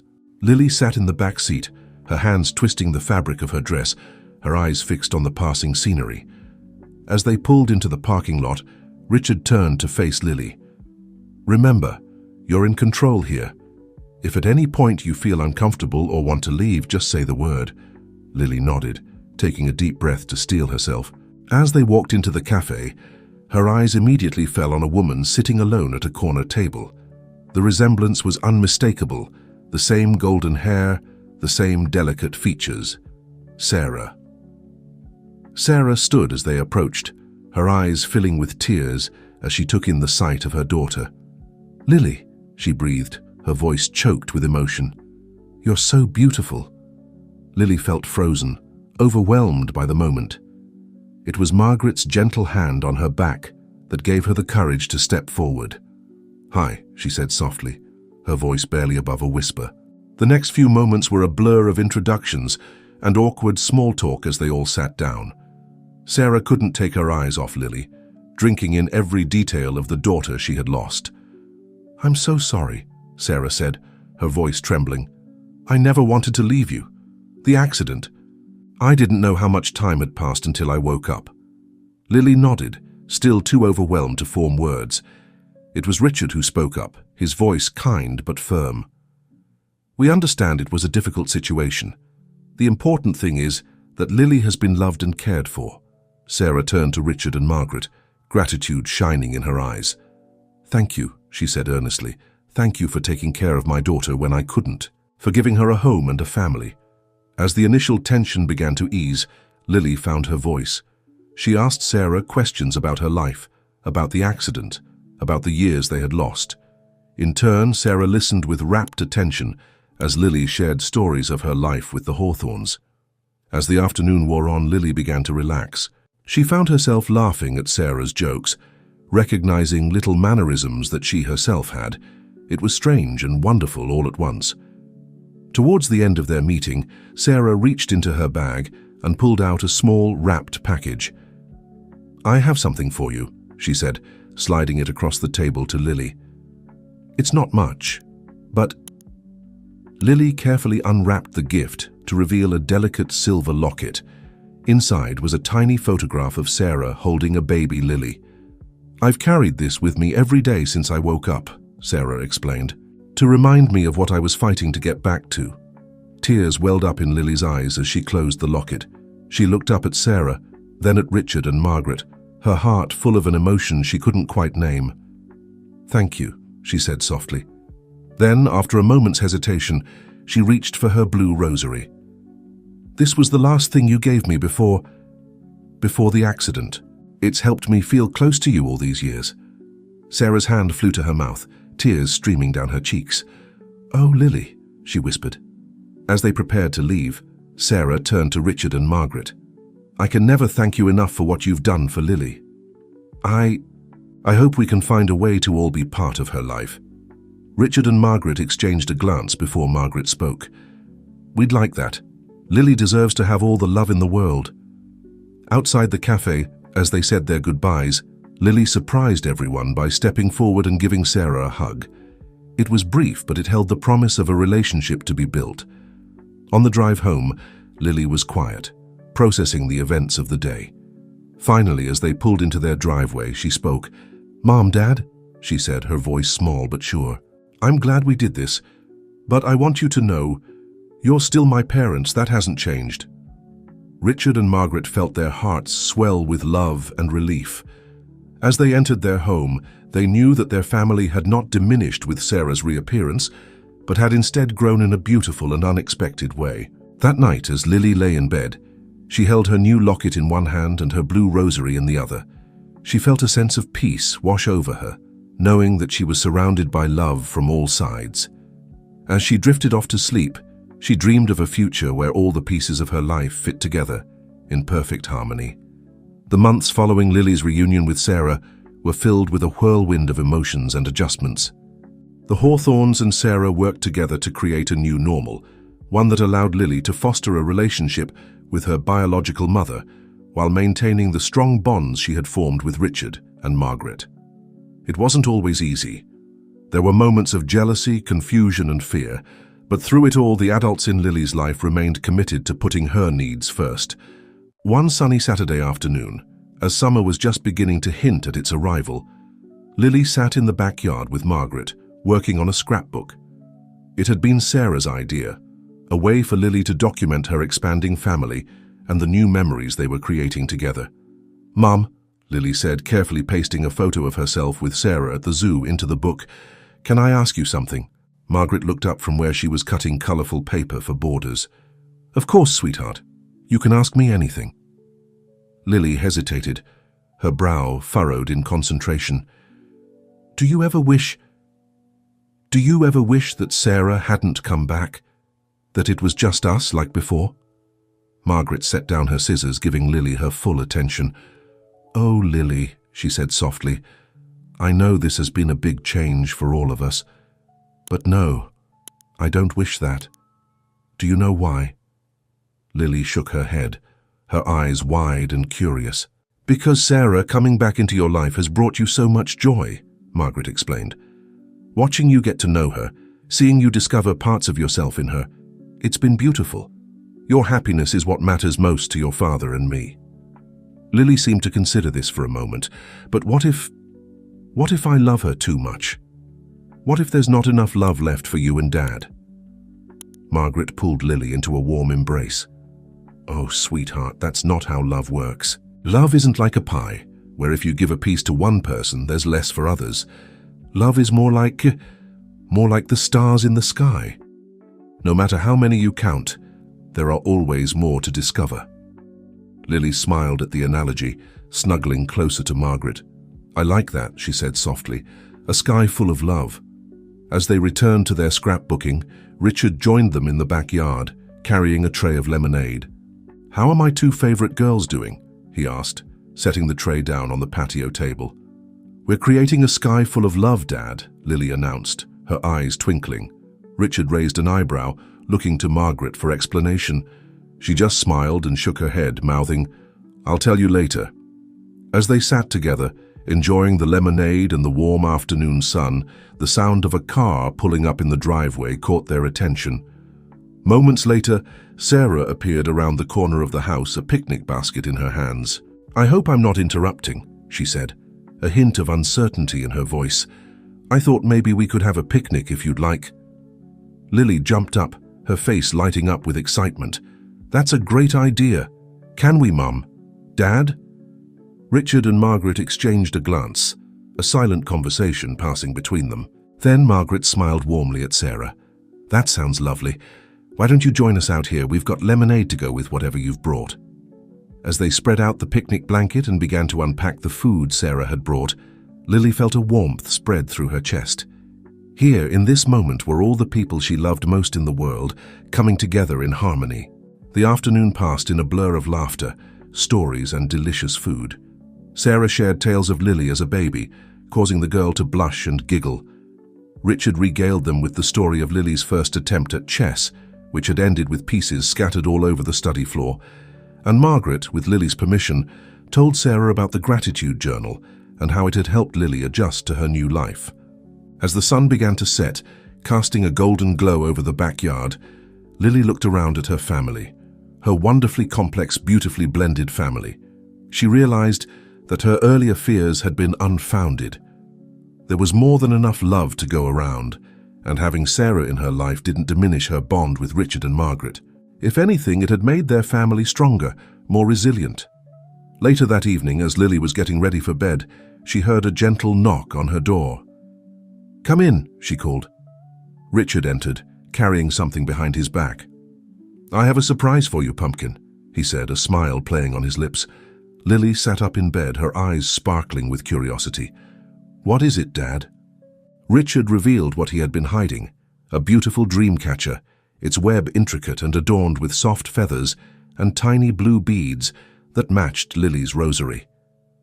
"Your mother, Margaret, and I made this for you," Richard explained, hanging the dream catcher above Lily's bed. "And look here." He pointed to a small silver charm woven into the center of the web.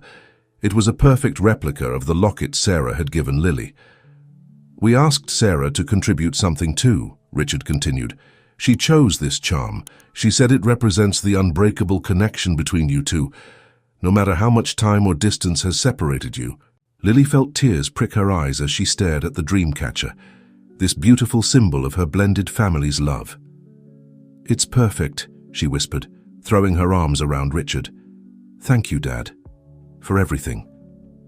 As Richard hugged her back, he felt a sense of peace settle over him. The journey hadn't been easy, but seeing Lily so happy, so secure in the love of her expanded family, made every challenge worthwhile.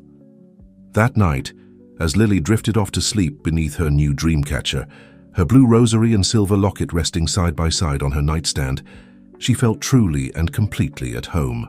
Her family might not look like others, but it was hers and it was perfect. And as the moon cast its gentle light through her window, catching the beads of the dream catcher and making them shimmer, Lily dreamed of a future filled with love, understanding, and the unbreakable bonds of family. A family that had been forged not just by blood, but by choice, compassion, and an abundance of love. As summer faded into autumn, bringing with it a crisp chill in the air and a carpet of golden leaves on the Hawthorne estate, Lily found herself facing new challenges. Now in middle school, she was navigating the complex world of preteen social dynamics while also balancing her relationships with her expanded family. One particularly crisp October morning, Lily sat at the breakfast table, pushing her cereal around the bowl without eating. Richard and Margaret exchanged concerned glances over their coffee cups. "Is everything all right, Pumpkin?" Richard asked gently. Lily sighed, dropping her spoon with a clatter.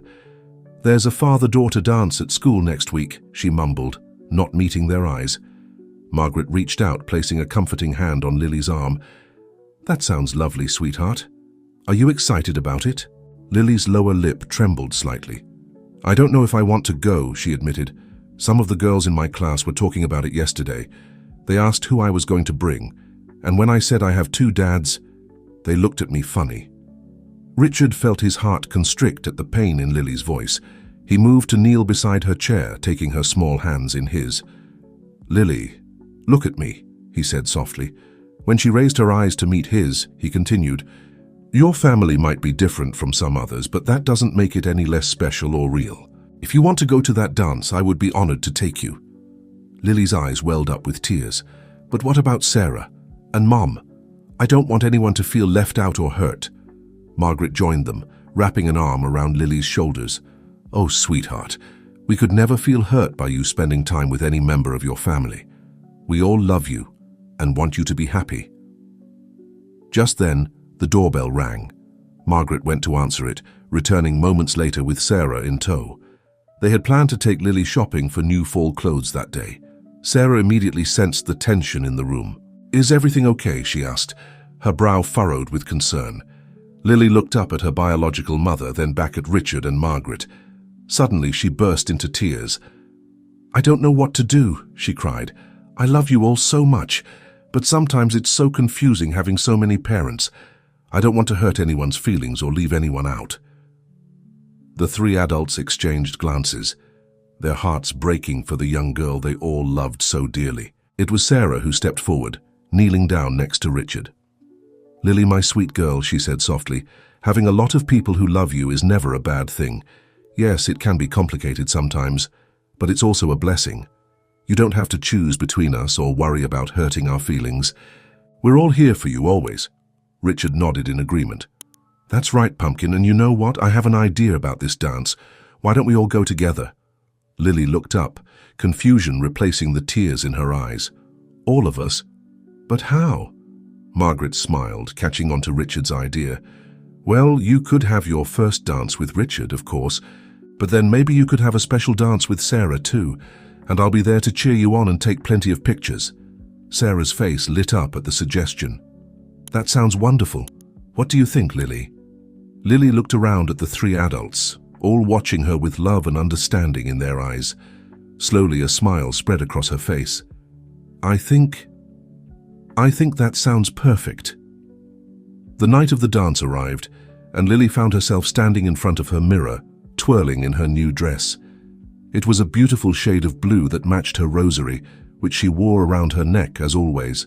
Sarah had done her hair, weaving tiny flowers into her braids, while Margaret had helped her pick out the perfect shoes. As they arrived at the school gymnasium, Lily felt a moment of nervousness.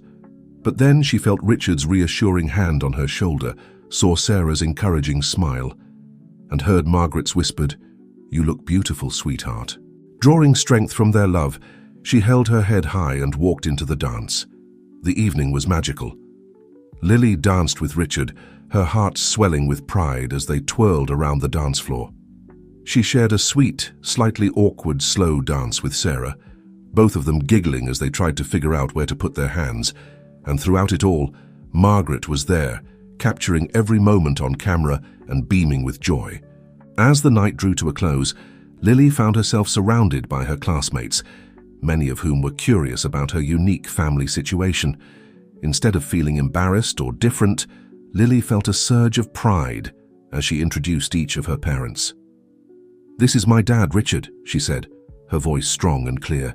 "And this is my mom, Margaret. And this is my biological mom, Sarah. I'm lucky enough to have 3 parents who love me." On the drive home, Lily was unusually quiet, lost in thought. As they pulled into the driveway, she finally spoke up. "Thank you," she said softly. "All of you. For making tonight so special, for loving me so much, for being my family." As they entered the house, all 3 adults enveloped Lily in a group hug. In that moment, surrounded by the warmth of their love, Lily knew that no matter what challenges lay ahead, she had the strength to face them. because she had not just one, but 3 pillars of support to lean on. That night, as Lily drifted off to sleep, her new dance shoes placed carefully by her bedside and her blue rosary clutched in her hand, she felt a sense of peace wash over her. Her family might be complicated, but it was hers, and it was perfect in its own unique way. And as the moon cast its gentle light through her window, making the dreamcatcher shimmer, Lily dreamed of future dances, future milestones, and the unwavering love that would guide her through it all. As winter settled over the Hawthorne estate, blanketing the world in a soft white embrace, a different kind of storm was brewing within the family. The delicate balance they had all worked so hard to maintain was about to face its greatest test yet. It began innocuously enough, with a phone call on a quiet Sunday afternoon. Sarah's voice was filled with excitement as she spoke to Lily. "I've been offered an amazing job opportunity," she explained. "It's everything I've ever dreamed of, but it's in California." Lily felt her heart drop. California was on the other side of the country, thousands of miles away from the home she had built with Richard and Margaret. That's great, Sarah," she managed to say, her voice hardly above a whisper. "I know it's far," Sarah continued, sensing Lily's distress. "But I was thinking, maybe you'd like to come with me, just for a while, to see how you like it there. We could have a chance to really get to know each other to make up for lost time." Lily's mind was reeling. Part of her was thrilled at the idea of spending more time with Sarah, of getting to know the mother she had lost for so long. But another part, a larger part, was terrified at the thought of leaving the only real home she had ever known. I don't know," she stammered. "Can I think about it?" "Of course, sweetie," Sarah replied. "Take all the time you need, and talk to Richard and Margaret about it too, okay?" After hanging up, Lily sat on her bed, clutching her blue rosary tightly. How could she possibly make this decision? How could she choose between the mother she was just getting to know and the parents who had given her everything? When she finally gathered the courage to tell Richard and Margaret about Sarah's offer, their reactions were exactly as she had feared. They tried to hide it, but she could see the pain and fear in their eyes. "Well," Richard said, his voice strained as he tried to maintain a neutral tone, "that's certainly a big decision. What do you think about it, Lily?" Lily looked from Richard to Margaret, her heart aching at the thought of leaving them.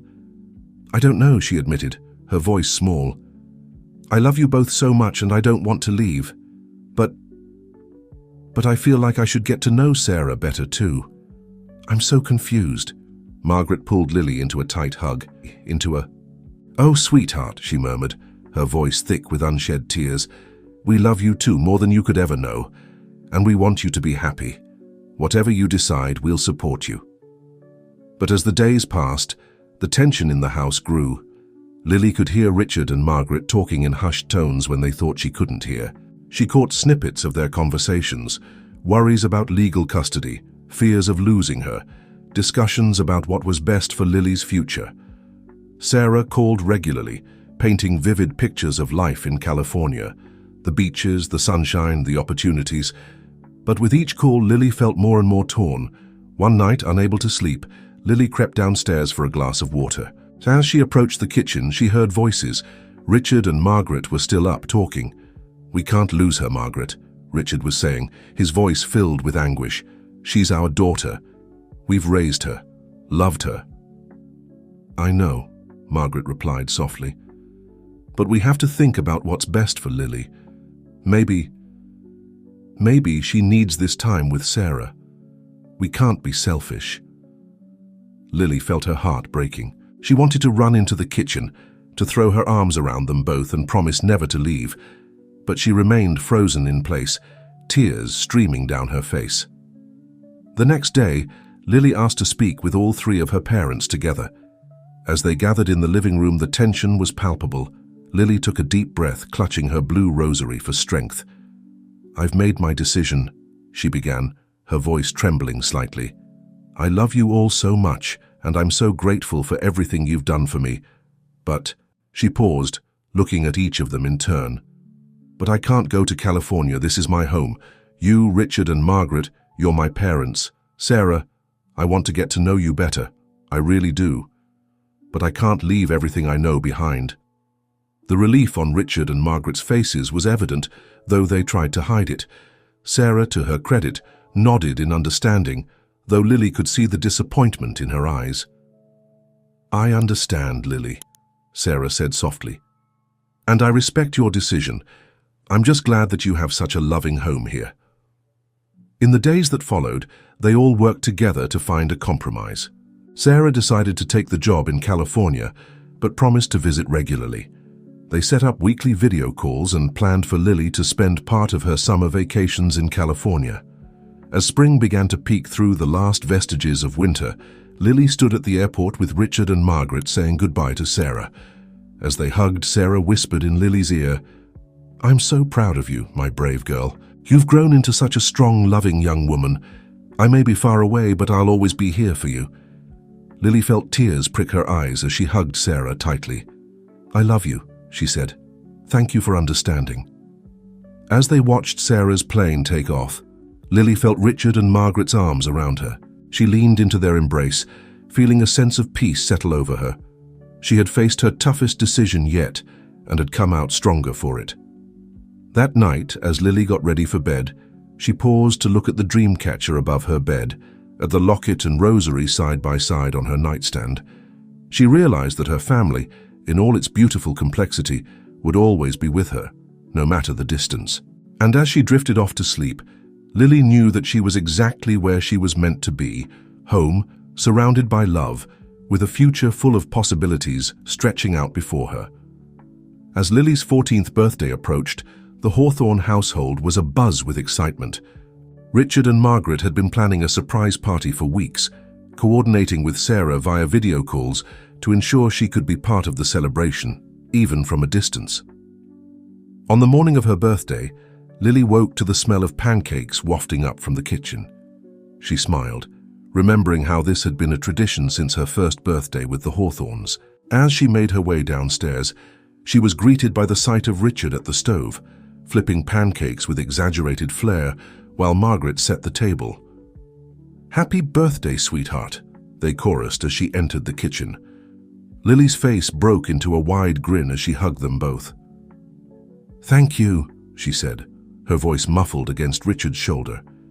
As they sat down to breakfast, Margaret placed a small, wrapped package next to Lily's plate. "This came for you yesterday," she explained. "It's from Sarah." Lily carefully unwrapped the gift to reveal a beautiful leather-bound journal. Inside the cover, Sarah had written a note. "My dearest Lily, as you begin your 14th year, I want you to have a place to record your thoughts, dreams, and memories. Your story is unique and beautiful, just like you. Never forget where you came from, but always look forward to where you're going. All my love, Sarah." Lily felt tears prick her eyes as she ran her fingers over the smooth leather. "It's perfect," she whispered. Later that afternoon, as Lily was getting ready for what she thought was a small family dinner, Richard called her into his study. He seemed uncharacteristically nervous as he gestured for her to sit down. "Lily," he began, his voice serious, "there's something I need to talk to you about. Something I should have told you a long time ago." Lily felt a knot of anxiety form in her stomach. "What is it, Dad?" Richard took a deep breath. "Do you remember when we first met? When you came to our door that New Year's Eve?" Lily nodded, her hand instinctively going to the blue rosary around her neck. "Well," Richard continued, "I never told you the whole story of why I recognized your mother in that photograph." He paused, gathering his thoughts. "You see, Sarah and we were more than just friends. We were in love once upon a time." Lily's eyes widened in shock. "What? But why didn't you tell me?" Richard's eyes were filled with regret. "I was afraid, Lily, afraid of complicating things, afraid of hurting Margaret. But I realize now that I should have been honest with you from the beginning." As Richard went on to explain the full story of his relationship with Sarah, how they had drifted apart, and how he had never known about Lily's existence, Lily felt as if the world was shifting beneath her feet. Everything she thought she knew about her past was changing. "Does Mom know?" she asked, her voice barely above a whisper. Richard nodded. "Yes. I told her everything when we decided to adopt you." She's been incredibly understanding and supportive. Lily sat in silence for a moment, processing this new information. Then, slowly, she stood up and walked around the desk. Richard looked up at her, uncertainty in his eyes.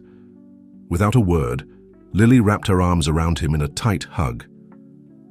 "Thank you for telling me," she said softly. "It doesn't change anything. You're still my dad, and I love you."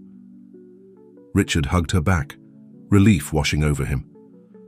"I love you too, Pumpkin, more than you could ever know." As they left the study together, Lily was surprised to find the house dark and quiet. But as soon as she stepped into the living room, the lights flicked on and a chorus of "surprise" rang out. The room was filled with friends and family, all there to celebrate Lily's birthday. And there on the big screen TV was Sarah, joining the party via video call. As Lily looked around at all the people who loved her, she felt a warmth spread through her chest.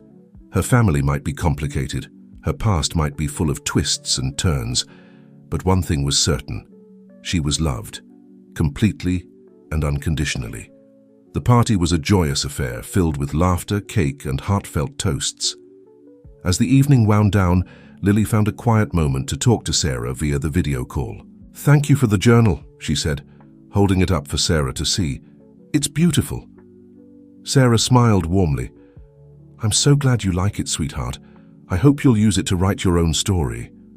Lily nodded, then took a deep breath. "Sarah, Dad told me about your history together." Sarah's smile faltered for a moment, but she quickly regained her composure. "Oh, Lily, I'm sorry you had to find out like this. I hope you understand why we didn't tell you sooner." "I do," Lily assured her. "It's okay. I'm just glad to know the truth now." As they continued to talk, Lily felt a sense of completeness wash over her.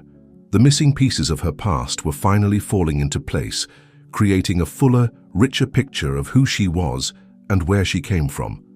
That night, as the house quieted and the last of the guests left, Lily sat on her bed, her new journal open in her lap. She began to write, pouring out her thoughts and feelings about the day's revelations. As she wrote, she realized that her unique family situation, which had once felt like a burden, was actually a blessing. She had not one but 3 parents who loved her fiercely. She had a past that was complex and interesting, and a future full of possibilities. Lily closed the journal, a sense of peace settling over her. She may not have had a conventional family, but she had something far more precious, a tapestry of love, woven from threads of biology, choice, and unwavering commitment. As she drifted off to sleep, her blue rosary in one hand and her new journal in the other, Lily felt truly and completely at home in her own skin, in her own story, and she couldn't wait to see what the next chapter would bring. As spring blossomed into summer, Lily found herself standing on the precipice of a new adventure. Her freshman year of high school was looming on the horizon, bringing with it a mix of excitement and trepidation. But before that, she had a journey of a different kind to undertake, her annual summer visit to Sarah in California. The night before her departure, Lily sat on her bed surrounded by half-packed suitcases. Margaret knocked gently on the open door, a warm smile on her face. "Need any help, sweetheart?" she asked, taking in the chaos of clothes and books strewn across the room. Lily nodded gratefully, and Margaret came to sit beside her on the bed. As they folded clothes and packed them away, a comfortable silence settled between them. Finally, Lily spoke, her voice soft and hesitant. "Mum, can I ask you something?" Margaret looked up, sensing the seriousness in Lily's tone. "Of course, honey. You can ask me anything." Lily took a deep breath. "How do you do it? How are you so okay with everything? With me spending time with Sarah, with Dad's history with her, with all of it?" Margaret set down the shirt she was folding and turned to face Lily fully. "Oh, sweetheart," she said, her voice filled with love and understanding. "It hasn't always been easy, but you know what makes it all worthwhile? You." She reached out, tucking a strand of hair behind Lily's ear. "Seeing you grow, seeing you loved by so many people, that's a gift. And Sarah, she's not competition. She's a partner in raising this amazing young woman you're becoming." Lily felt tears prick her eyes as she leaned into Margaret's embrace. "I love you, Mum," she whispered. I love you too, sweetheart. Always and forever. The next morning, as Lily prepared to board her flight to California, she found herself enveloped in a group hug with Richard and Margaret. "Remember," Richard said, his voice gruff with emotion, "you can call us anytime, day or night." "And have fun," Margaret added, "but not too much fun. We want you back, you know." Lily laughed, squeezing them both tightly. "I'll be back before you know it," she promised. As she settled into her seat on the plane, Lily pulled out her journal, the one Sarah had given her for her birthday. She began to write, pouring out her thoughts and feelings about the journey ahead. The 2 weeks in California passed in a whirlwind of beaches, museums, and long conversations with Sarah. Lily found herself opening up more than ever before, sharing her hopes and fears for the future. One evening, as they sat on the beach watching the sunset, Sarah turned to Lily with a serious expression. "Lily," she began, "I want you to know how proud I am of you. You've handled this unconventional family situation with such grace and maturity." Lily felt a warmth spread through her chest at Sarah's words. "Thanks," she said softly. "It hasn't always been easy, but I wouldn't change it. I love our family, all of it." Sarah smiled, her eyes shining with unshed tears. "I'm so glad to hear that, because I have something to tell you." She took a deep breath. "I've been offered a job back east. It's not exactly in your hometown, but it's close enough that I could see you more often, be more present in your life, if that's something you'd want." Lily's eyes widened in surprise. "Really? You'd do that? For me?" Sarah nodded. "For you, and for me too. These past few years, getting to know you, being part of your life even from a distance, it's made me realize what I've been missing. If you're comfortable with it, I'd like to be closer, to be more involved in your day-to-day life." Lily felt a surge of emotions, joy, excitement, and a touch of anxiety. "What about Richard and Margaret?" she asked. "Have you talked to them about this?" "I have," Sarah assured her. "They're supportive of the idea as long as it's what you want. We all agree that your happiness and well-being come first." Lily sat in silence for a moment, watching the sun sink below the horizon. Then slowly a smile spread across her face. "I'd like that," she said. "I'd like that a lot." The rest of the vacation was filled with plans and dreams for the future. When Lily boarded her flight back home, it was with a heart full of excitement for what lay ahead. As she walked through the arrival gate, she saw Richard and Margaret waiting for her, their faces lighting up as they caught sight of her. Lily ran to them, throwing her arms around them both. "Welcome home, Pumpkin," Richard said, his voice warm with affection. "Did you have a good time?" Margaret asked, smoothing Lily's hair. Lily nodded enthusiastically. "The best, and wait until you hear the news." Over dinner that night, Lily shared Sarah's plans to move closer.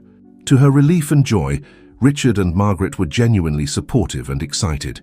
"This is your family, Lily," Margaret said, reaching out to squeeze her hand. "All of us. And we're stronger together." As summer drew to a close and the first day of high school approached, Lily found herself feeling more confident and secure than ever before. She had faced challenges, navigated complex emotions, and emerged stronger for it. The night before her first day of high school, Lily stood in front of her mirror, taking in her reflection. She was no longer the scared little girl who had shown up on the Hawthorns' doorstep all those years ago. She was a young woman, shaped by love, resilience, and the unwavering support of her unconventional but beautiful family. She reached for her blue rosary, clasping it around her neck. It was no longer just a link to her past, but a symbol of her journey, of the bridges she had built between her past, present, and future. As she crawled into bed that night, Lily felt a sense of peace wash over her. Whatever challenges high school might bring, whatever twists and turns lay ahead in her journey, she knew one thing for certain. She had a family who loved her, supported her, and would stand by her through it all. And with that comforting thought, Lily drifted off to sleep, ready to embrace the next chapter of her remarkable life story. The halls of Westview High School buzzed with the energy of a new school year. For Lily Hawthorne, now a sophomore, the nervous excitement of her freshman year had given way to a quiet confidence. She navigated the crowded corridors with ease, exchanging greetings with friends and classmates. As she approached her locker, a familiar voice called out, "Lily, wait up!" Turning, Lily saw her best friend, Emma, hurrying towards her. The two girls had bonded over their shared love of art and their experiences with unconventional families. Emma had two mums. "Hey, Em!" Lily greeted her friend with a warm hug. "How was your summer?" As they chatted about their vacations and compared schedules, Lily felt a tap on her shoulder. She turned to find herself face to face with Jason, a boy from her English class. Lily felt her heart skip a beat. She had harbored a secret crush on Jason since freshman year. "Hi, Lily," Jason said, a shy smile on his face. "I was wondering if you'd like to partner up for the art project Mr. Collins announced. I remember how amazing your work was last year." Lily felt a blush creep up her cheeks. "Sure, I'd love to," she replied, trying to keep her voice steady. As Jason walked away, Emma nudged Lily with a knowing grin. "Someone's got a crush," she teased in a sing-song voice. Lily playfully swatted her friend's arm. "Shh, it's not like that," she protested, but her pink cheeks told a different story. The school day flew by in a blur of new classes and reunions with friends. As Lily walked home, her mind was full of possibilities for the year ahead. She was so lost in thought that she almost missed the moving truck parked in front of the house next door to hers. Curiosity piqued, Lily watched as movers carried boxes and furniture into the house. Then, she saw a familiar figure directing the movers, Sarah. Lily's eyes widened in surprise. She knew Sarah had been planning to move closer, but she hadn't realized it would be right next door. A mix of emotions washed over her, excitement, nervousness, and a touch of anxiety about how this change would affect her family dynamic. Taking a deep breath, Lily approached the house. "Sarah," she called out. Sarah turned, her face lighting up at the sight of Lily. "Surprise," she said, opening her arms for a hug. "I wanted to tell you, but I thought it would be more fun this way." As they embraced, Lily felt a sense of warmth and rightness. "I can't believe you're going to be living right next door," she said, her voice filled with wonder. Sarah's smile faltered slightly. "Is that okay? I know it's a big change. If it's too much too soon, I can look for another place." Lily shook her head emphatically. "No, it's perfect. It's just a lot to take in." They spent the next hour exploring Sarah's new house, with Lily offering suggestions for decoration and Sarah sharing her plans for the space. As they talked and laughed, Lily felt the last of her anxiety melt away. This felt right, like another piece of her life falling into place. When Lily finally returned home, she found Richard and Margaret in the kitchen preparing dinner. They looked up as she entered, their faces expectant. "So," Richard said, trying to sound casual, "I see Sarah's moving in next door." Lily nodded, studying their faces for any signs of discomfort or jealousy. To her relief, she saw only warmth and a hint of amusement. "Are you okay with this?" Margaret asked gently. "We knew about Sarah's plans, but we wanted her to be the one to tell you." Lily felt a rush of love for her parents. Their constant consideration for her feelings never failed to touch her heart. "I'm more than okay," she said, a smile spreading across her face. "It feels right, you know, like our family is finally complete." Richard and Margaret exchanged a glance, their eyes shining with pride and love. "We're glad you feel that way, Pumpkin," Richard said, pulling Lily into a hug. As they sat down to dinner, the conversation flowed easily, filled with plans for welcoming Sarah to the neighborhood and excitement for the school year ahead. Lily felt a sense of contentment wash over her. Her family might not look like others, but it was perfect in its own unique way. Later that night, as Lily got ready for bed, she paused to look out her window. She could see a light on in Sarah's new house, a warm glow in the darkness. Smiling to herself, she reached for her journal, the one Sarah had given her, and began to write. "Dear Journal, today marks the beginning of a new chapter in my life. Sarah moving in next door feels like the final piece of a puzzle falling into place. I used to worry about having too many parents, about not fitting in, but now I see that I'm not divided between them. I'm multiplied. My capacity for love has grown, not diminished. As I start this new school year, I feel stronger and more confident than ever before. I have a family that supports me, friends who understand me, and a future full of possibilities. I don't know what challenges lie ahead, but I know I have the strength to face them. My blue rosary reminds me of where I came from, and my journal helps me dream about where I'm going. I'm Lily Hawthorne, daughter of Richard and Margaret, daughter of Sarah, and I'm ready for whatever comes next. As Lily closed her journal and turned out the light, she felt a sense of peace settle over her. Whatever the future held, she knew she had the love and support of her unique, beautiful family to guide her through. And with that comforting thought, she drifted off to sleep, ready to embrace the next chapter of her extraordinary life.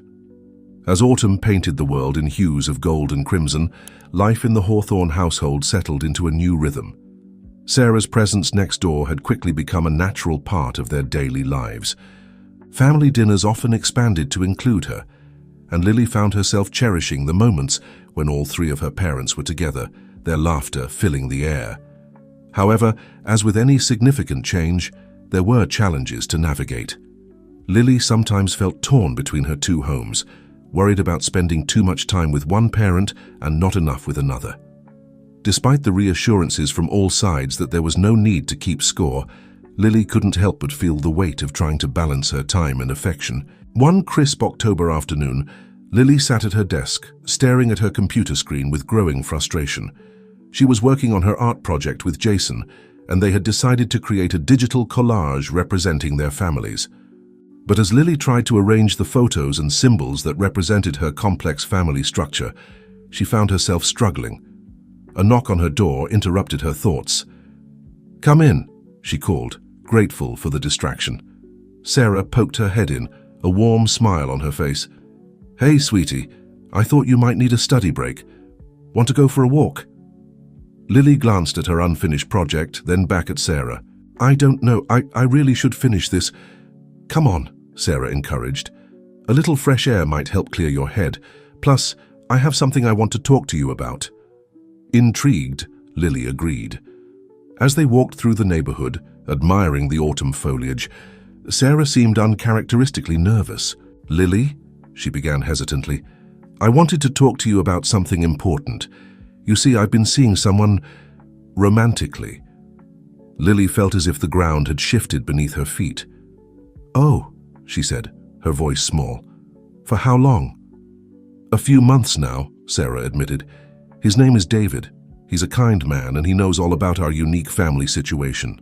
I'd really like for you to meet him." Lily walked in silence for a moment, processing this new information. Part of her was happy that Sarah had found someone, but another part felt a strange sense of betrayal.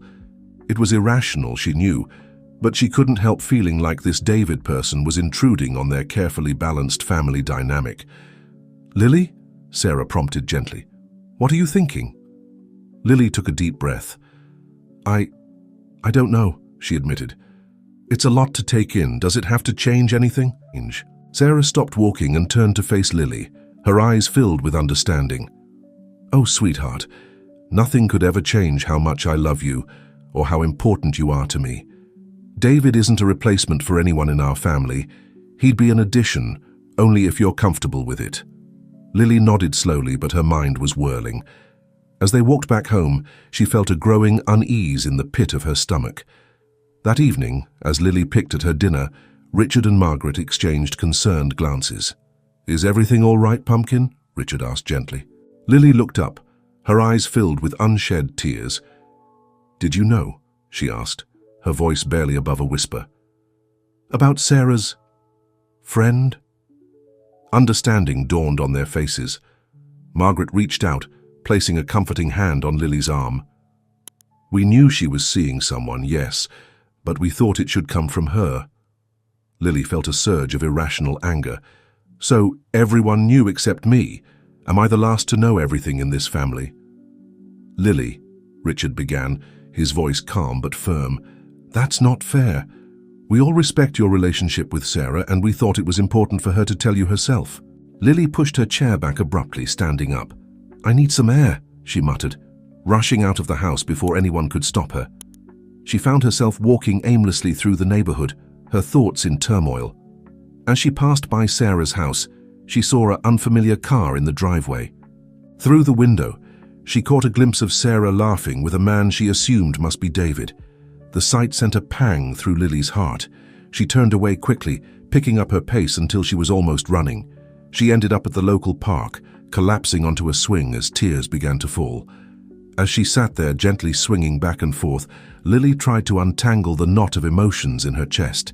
She wasn't just upset about Sarah dating, she realized she was afraid of change, afraid of losing the delicate balance they had all worked so hard to achieve. Lost in her thoughts, Lily didn't notice the approaching footsteps until a familiar voice called out, "I thought I might find you here." Looking up, Lily saw Margaret approaching, concern etched on her face. Without a word, Margaret sat on the swing next to her, waiting patiently for Lily to speak. "I don't know why I'm so upset," Lily finally said, her voice choked with emotion. "I should be happy for Sarah, right?" Margaret reached out, taking Lily's hand in hers. "It's okay to have mixed feelings, sweetheart. Change can be scary, especially when it comes to family." Lily nodded, grateful for her mother's understanding. I feel like I'm being replaced. Like there won't be room for me anymore." "Oh, Lily," Margaret said softly, "that could never happen. Love doesn't work that way. It's not a finite resource that gets used up. It grows and expands to include new people without diminishing what's already there." As they talked, Lily felt the knot in her chest begin to loosen. Margaret's words, filled with wisdom and unconditional love, helped her see the situation from a new perspective. By the time they walked home hand in hand, Lily felt a sense of calm settling over her. She knew there would still be challenges ahead, adjustments to be made, but she also knew that she had the strength to face them, supported by the unwavering love of her unique family. That night, as Lily got ready for bed, she paused to look at the photos on her dresser. There was one of her with Richard and Margaret, another with Sarah, and in the center a group photo from her birthday with all three of her parents. Smiling to herself, she realized there was room for more. More photos, more love, more family. She reached for her journal, feeling the need to sort through her thoughts on paper. "Dear Journal, today was hard. I felt scared and angry when I learned about Sarah dating someone new, but talking with Mom, Margaret, helped me see things differently. Our family has never been conventional, so why should it start now? I realize that my fear of being replaced is just that, a fear, not reality. The love in our family has only grown over time. It's expanded to include new relationships and deeper connections. Maybe it can expand again to include David, if he turns out to be as nice as Sarah says. I'm still nervous about meeting him, but I'm going to try to keep an open mind. After all, our family has taught me that love is about choices, choosing to care, to support, to be there for each other.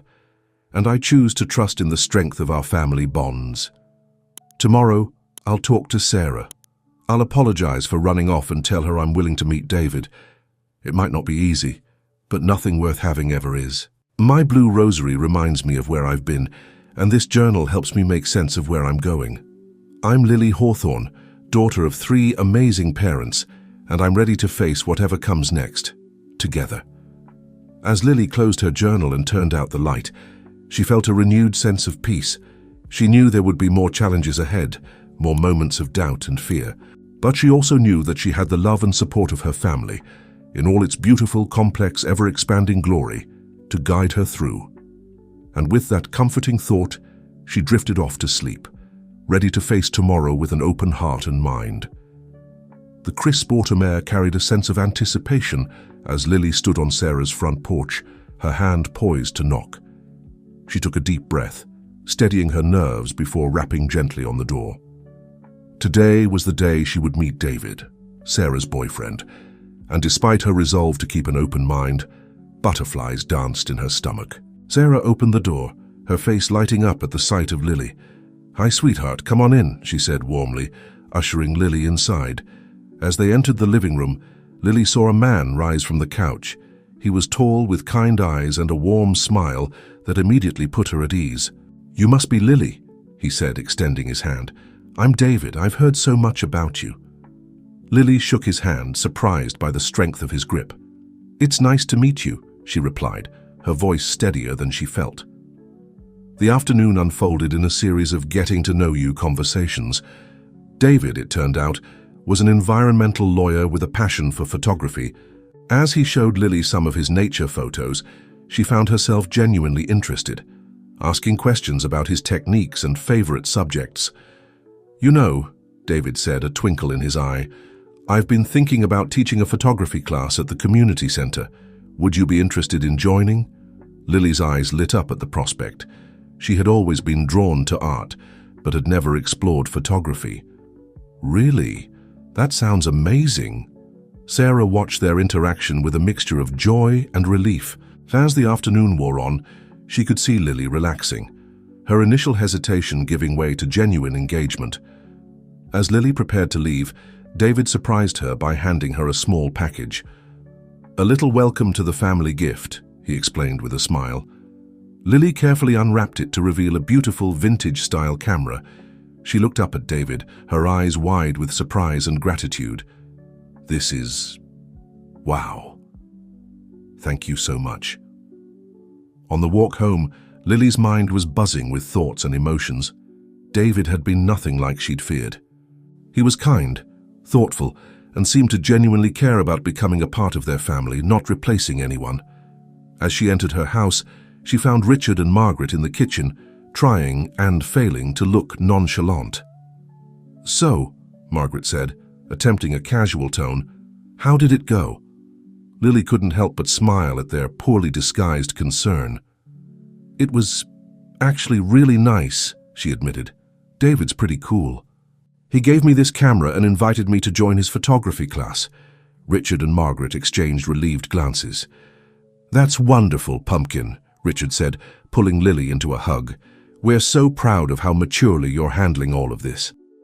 Over the next few weeks, Lily threw herself into learning photography. She spent hours experimenting with her new camera, capturing everything from the changing leaves in the backyard to candid moments of her family's daily life.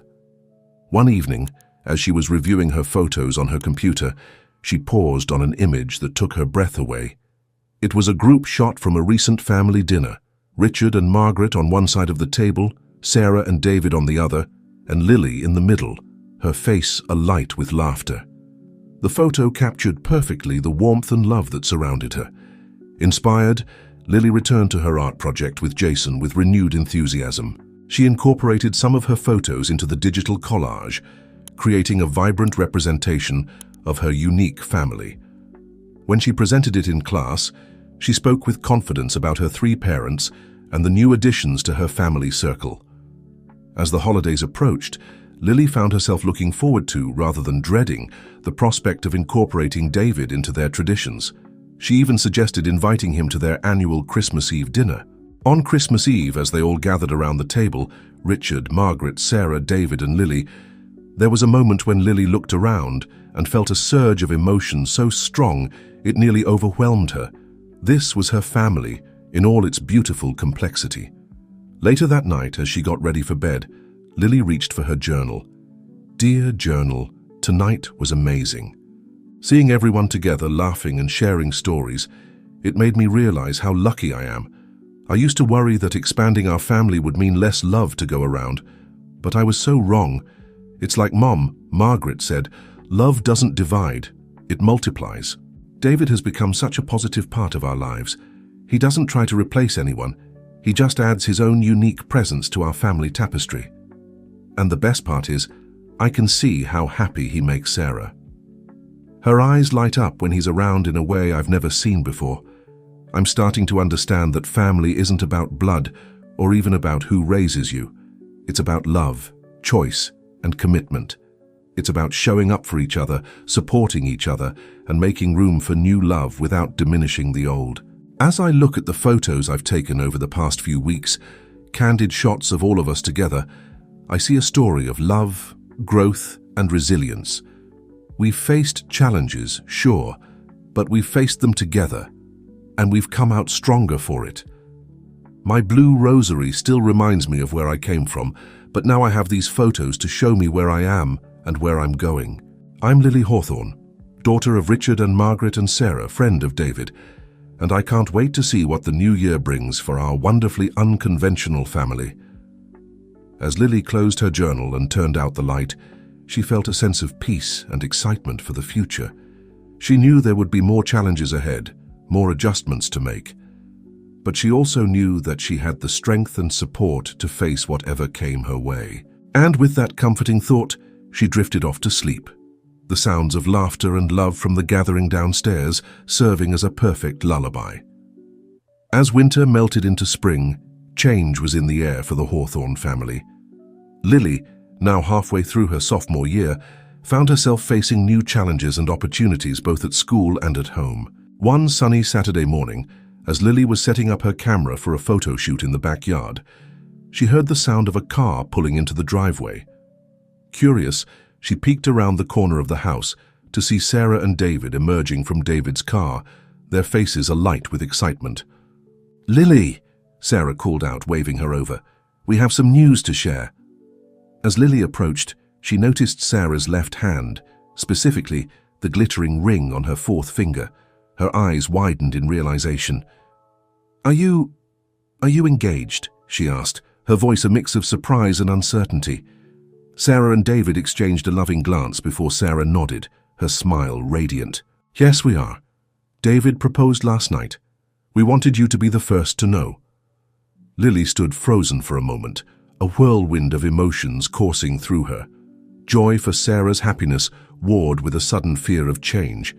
What would this mean for their family dynamic? Sensing Lily's conflicted emotions, David stepped forward. "Lily," he said gently, "I want you to know that this doesn't change anything about your relationship with Sarah. If anything, I hope it means that I can be one more person in your corner, supporting you and cheering you on." Lily nodded slowly, processing his words. She looked at Sarah, seeing the mixture of happiness and nervous anticipation in her eyes. Taking a deep breath, Lily made a decision. She stepped forward and hugged them both. "Congratulations," she said sincerely. "I'm happy for you, really." The relief on Sarah and David's faces was palpable. As they began to discuss initial wedding plans, Lily found herself genuinely excited about the prospect of being involved in the ceremony. Later that day, as Lily shared the news with Richard and Margaret, she was struck by their immediate and genuine happiness for Sarah. There was no jealousy, no resentment, just joy for a member of their unconventional family finding love.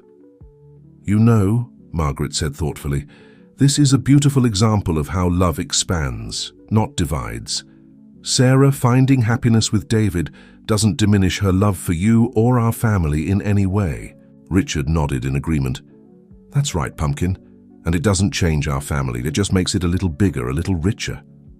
Lily felt a warmth spread through her chest at their words.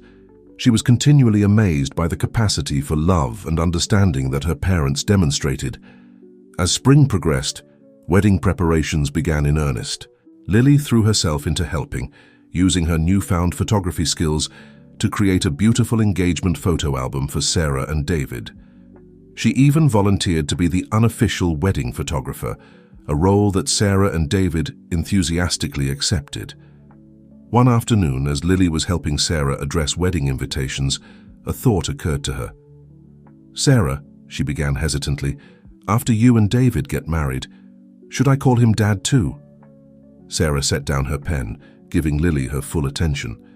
"Oh, sweetheart," she said softly, "that's entirely up to you. David would be honored, I'm sure, but he also understands that you have a wonderful father in Richard. There's no pressure either way." Lily nodded, relieved by Sarah's understanding. I think I'll stick with David for now, but maybe that could change someday." Sarah smiled, reaching out to squeeze Lily's hand. "That's perfect. You know, Lily, I am so proud of how you've handled all of this. Your maturity and open-heartedness never cease to amaze me." As the wedding day approached, Lily found herself reflecting on the journey that had brought them all to this point. She thought about the scared little girl she had once been, alone on the streets, and marveled at the life she now had, surrounded by love, supported by not just 2, but 5 adults who cared deeply for her. The night before the wedding, Lily sat at her desk, her camera beside her, and opened her journal. Dear journal, tomorrow our family grows again.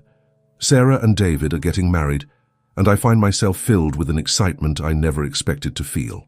It's strange to think about how much I once feared this change, how I worried it might mean losing something. Instead, I've gained so much. David has become a true friend and mentor.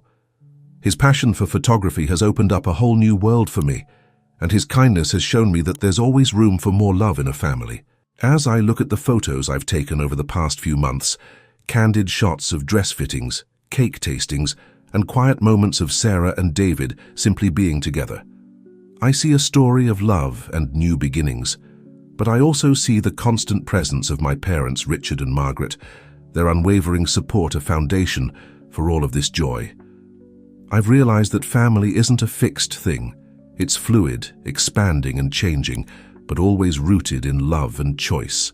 Tomorrow, as I stand with my camera, capturing the moments of Sarah and David's wedding, I'll also be capturing the next chapter of our family's story. My blue rosary still hangs around my neck, a reminder of where I came from.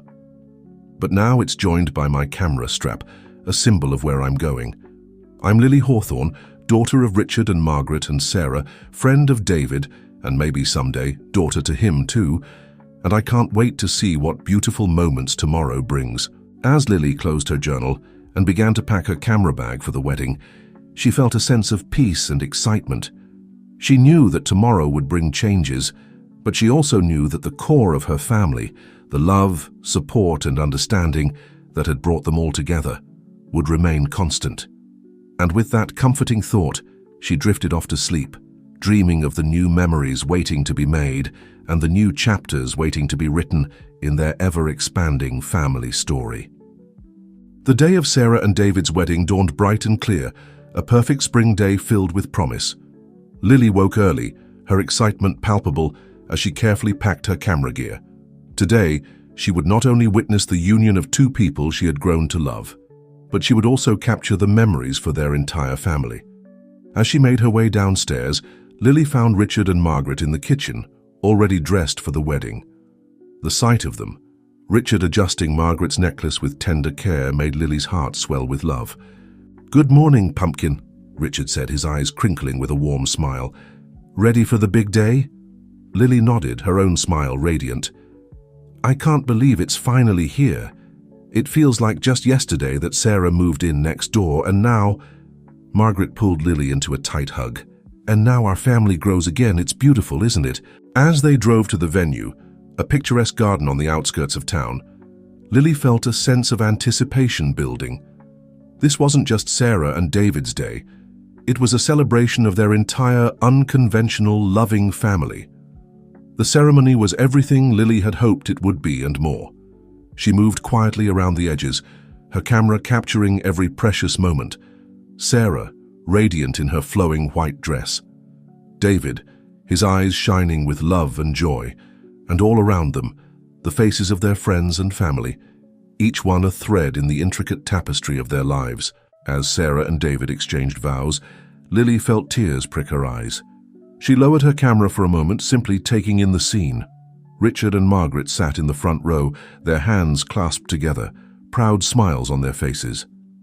And there, in that moment, Lily saw the true meaning of family, not defined by blood or tradition, but by love, choice, and unwavering support. The reception was a joyous affair, filled with laughter, dancing, and heartfelt toasts.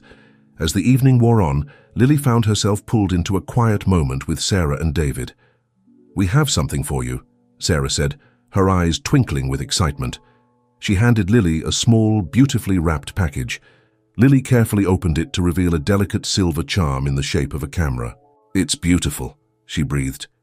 "We thought you could add it to your rosary," David explained, "a symbol of this new chapter in our lives and of the beautiful way you've captured our family's journey." Tears welled up in Lily's eyes as she hugged them both. "Thank you," she whispered, "for everything." As the night drew to a close, Lily found herself standing at the edge of the dance floor, her camera forgotten for the moment as she watched her family, all of them, laughing and dancing together. Richard and Margaret, Sarah and David, and all the friends and extended family members who had become part of their circle. In that moment, Lily felt a profound sense of belonging. She realized that the fear she had once felt, of change, of not having enough love to go around, had been completely unfounded. Love, she now understood, was not a finite resource. It grew and expanded, making room for new connections without diminishing the old. Later that night, as Lily uploaded the photos from the wedding onto her computer, she paused on one particular image. It was a group shot of all of them together: Richard, Margaret, Sarah, David, and Lily in the center. Their faces were alight with joy, their arms around each other in a tight embrace. This, Lily thought, was the true picture of family.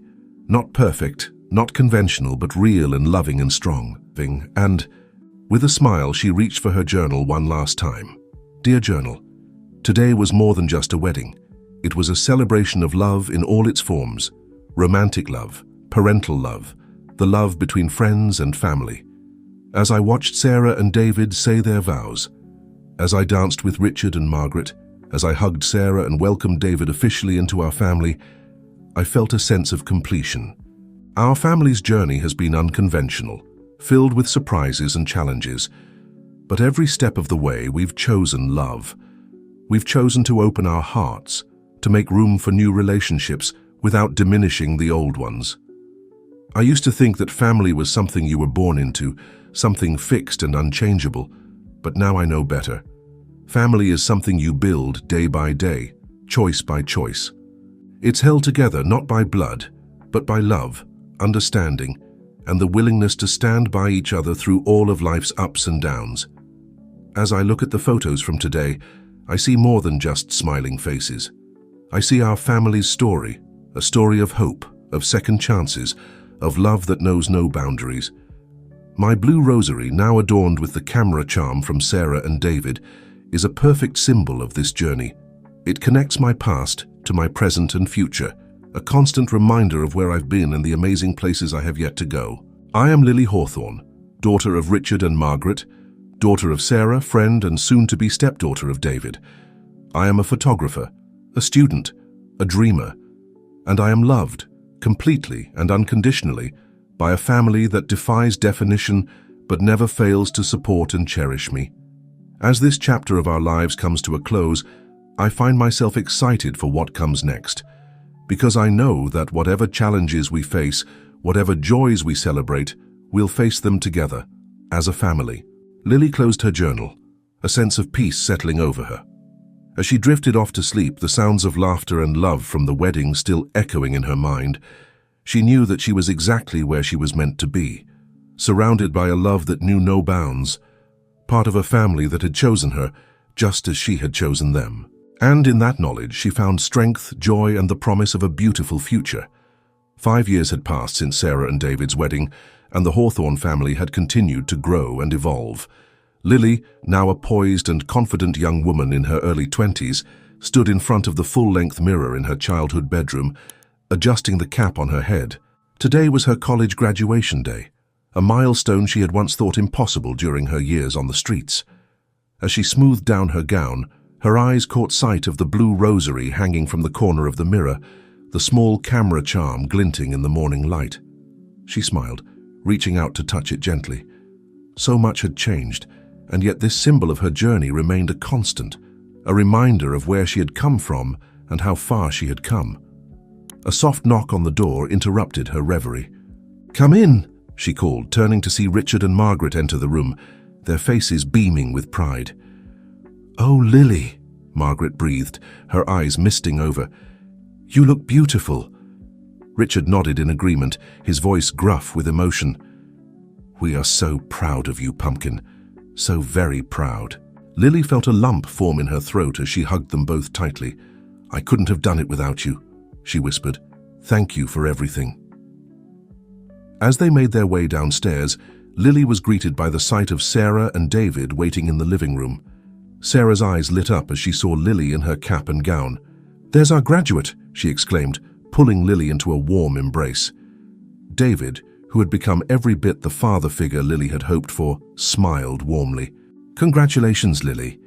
Your thesis on the power of family unconventional structures in modern society was brilliant. I have no doubt it will make a real impact." Lily felt a rush of gratitude for this man who had embraced her as his own, who had supported her academic pursuits with genuine interest and encouragement. "Thanks, David," she said sincerely. "That means a lot coming from you." As they all piled into cars to head to the graduation ceremony, Lily found herself reflecting on the journey that had brought her to this moment. She thought about the scared little girl she had once been, clutching a blue rosary and dreaming of a family to call her own. She thought about the twists and turns, the challenges and triumphs that had shaped her life. The graduation ceremony was a blur of emotions. As Lily walked across the stage to receive her diploma, she heard the cheers of her family, all 5 of them, rising above the crowd. In that moment, she felt invincible, buoyed by their love and support. After the ceremony, as they gathered for photos, Lily insisted on taking one with her camera, set on a timer. She wanted to capture this moment herself, to add it to the visual story of their family that she had been documenting for years. As they all squeezed together, arms around each other, smiles radiant, Lily felt a profound sense of belonging. This was her family, unconventional, complex, and more loving than she could have ever imagined. Later that evening, as they all sat around the dinner table in the Hawthorne home sharing stories and laughter, Lily stood up, tapping her glass gently with a spoon. The room fell silent, all eyes turning to her. "I wanted to say something," she began, her voice steady despite the emotion welling up inside her. "Today isn't just about my graduation. It's about all of us, about the journey we've taken together." She looked around the table, meeting each of their eyes in turn. "Richard, Margaret, you took in a scared, homeless little girl and gave her a home. You showed me what it means to be parents, to love unconditionally. Sarah, you came back into my life and showed me that second chances are possible, that love can overcome any obstacle. And David, you taught me that family isn't about blood, it's about choice. You chose to love me as your own, and I am so grateful for that." Lily paused, taking a deep breath to steady herself. "I stand here today, a college graduate, because of all of you, because you believed in me, supported me, and loved me. Our family may not look like others, but it's perfect in its own way. Thank you for being my anchor, my support, and my inspiration. I love you all so much." There wasn't a dry eye in the room as Lily finished speaking. One by one, they stood up to embrace her, words of love and pride flowing freely. As the night wore on and the celebration continued, Lily found a quiet moment to slip away to her room. She picked up her journal, the same one Sarah had given her years ago, now filled with years of thoughts and memories. She opened to a fresh page and began to write. "Dear Journal, today marks the end of one chapter and the beginning of another. As I look back on the journey that brought me here, I am filled with an overwhelming sense of gratitude. I once thought that family was something you were born into, something defined by blood. But life has taught me that family is so much more. It's the people who stand by you, who lift you up when you fall, who celebrate your victories and comfort you in your defeats. It's the love that grows and expands, making room for new connections without diminishing the old. My family, Richard, Margaret, Sarah, David, they've shown me the true meaning of unconditional love. They've taught me that home isn't a place, it's a feeling. It's where you are safe, accepted, and loved for exactly who you are. As I step into the next phase of my life, I carry with me the lessons they've taught me, the resilience I learned from my early years, the compassion and generosity I learned from Richard and Margaret, the power of second chances I learned from Sarah, and the importance of choosing love every day that I learned from David. My blue rosary, now adorned with charms that mark significant moments in our family's journey, is a testament to where I've been. But it's also a reminder of the endless possibilities that lie ahead. Because with this family behind me, I know I can face any challenge, achieve any dream. I am Lily Hawthorne, daughter of Richard and Margaret, daughter of Sarah, daughter of David. I am a survivor, a scholar, a photographer, and above all, I am loved. As one chapter closes, another begins, and I can't wait to see what the future holds for our beautifully unconventional family. Lily closed her journal, a sense of peace and excitement washing over her. She picked up her camera, scrolling through the photos from the day, candid shots of her family laughing, hugging, celebrating together. Each image told a story of love, of belonging, of a family that had defied convention to create something beautiful and lasting. As she set the camera down, her eyes fell on the photograph that had started it all, the one of Sarah and Richard that had led her to their doorstep on that fateful New Year's Eve. She smiled, realizing how far they had all come since that night. Lily knew that whatever the future held, whatever challenges or joys lay ahead, she would face them with the unwavering support of her family, a family that had been forged through love, strengthened by challenges, and bound together by choice. And in that knowledge she found strength, hope, and the promise of a beautiful tomorrow.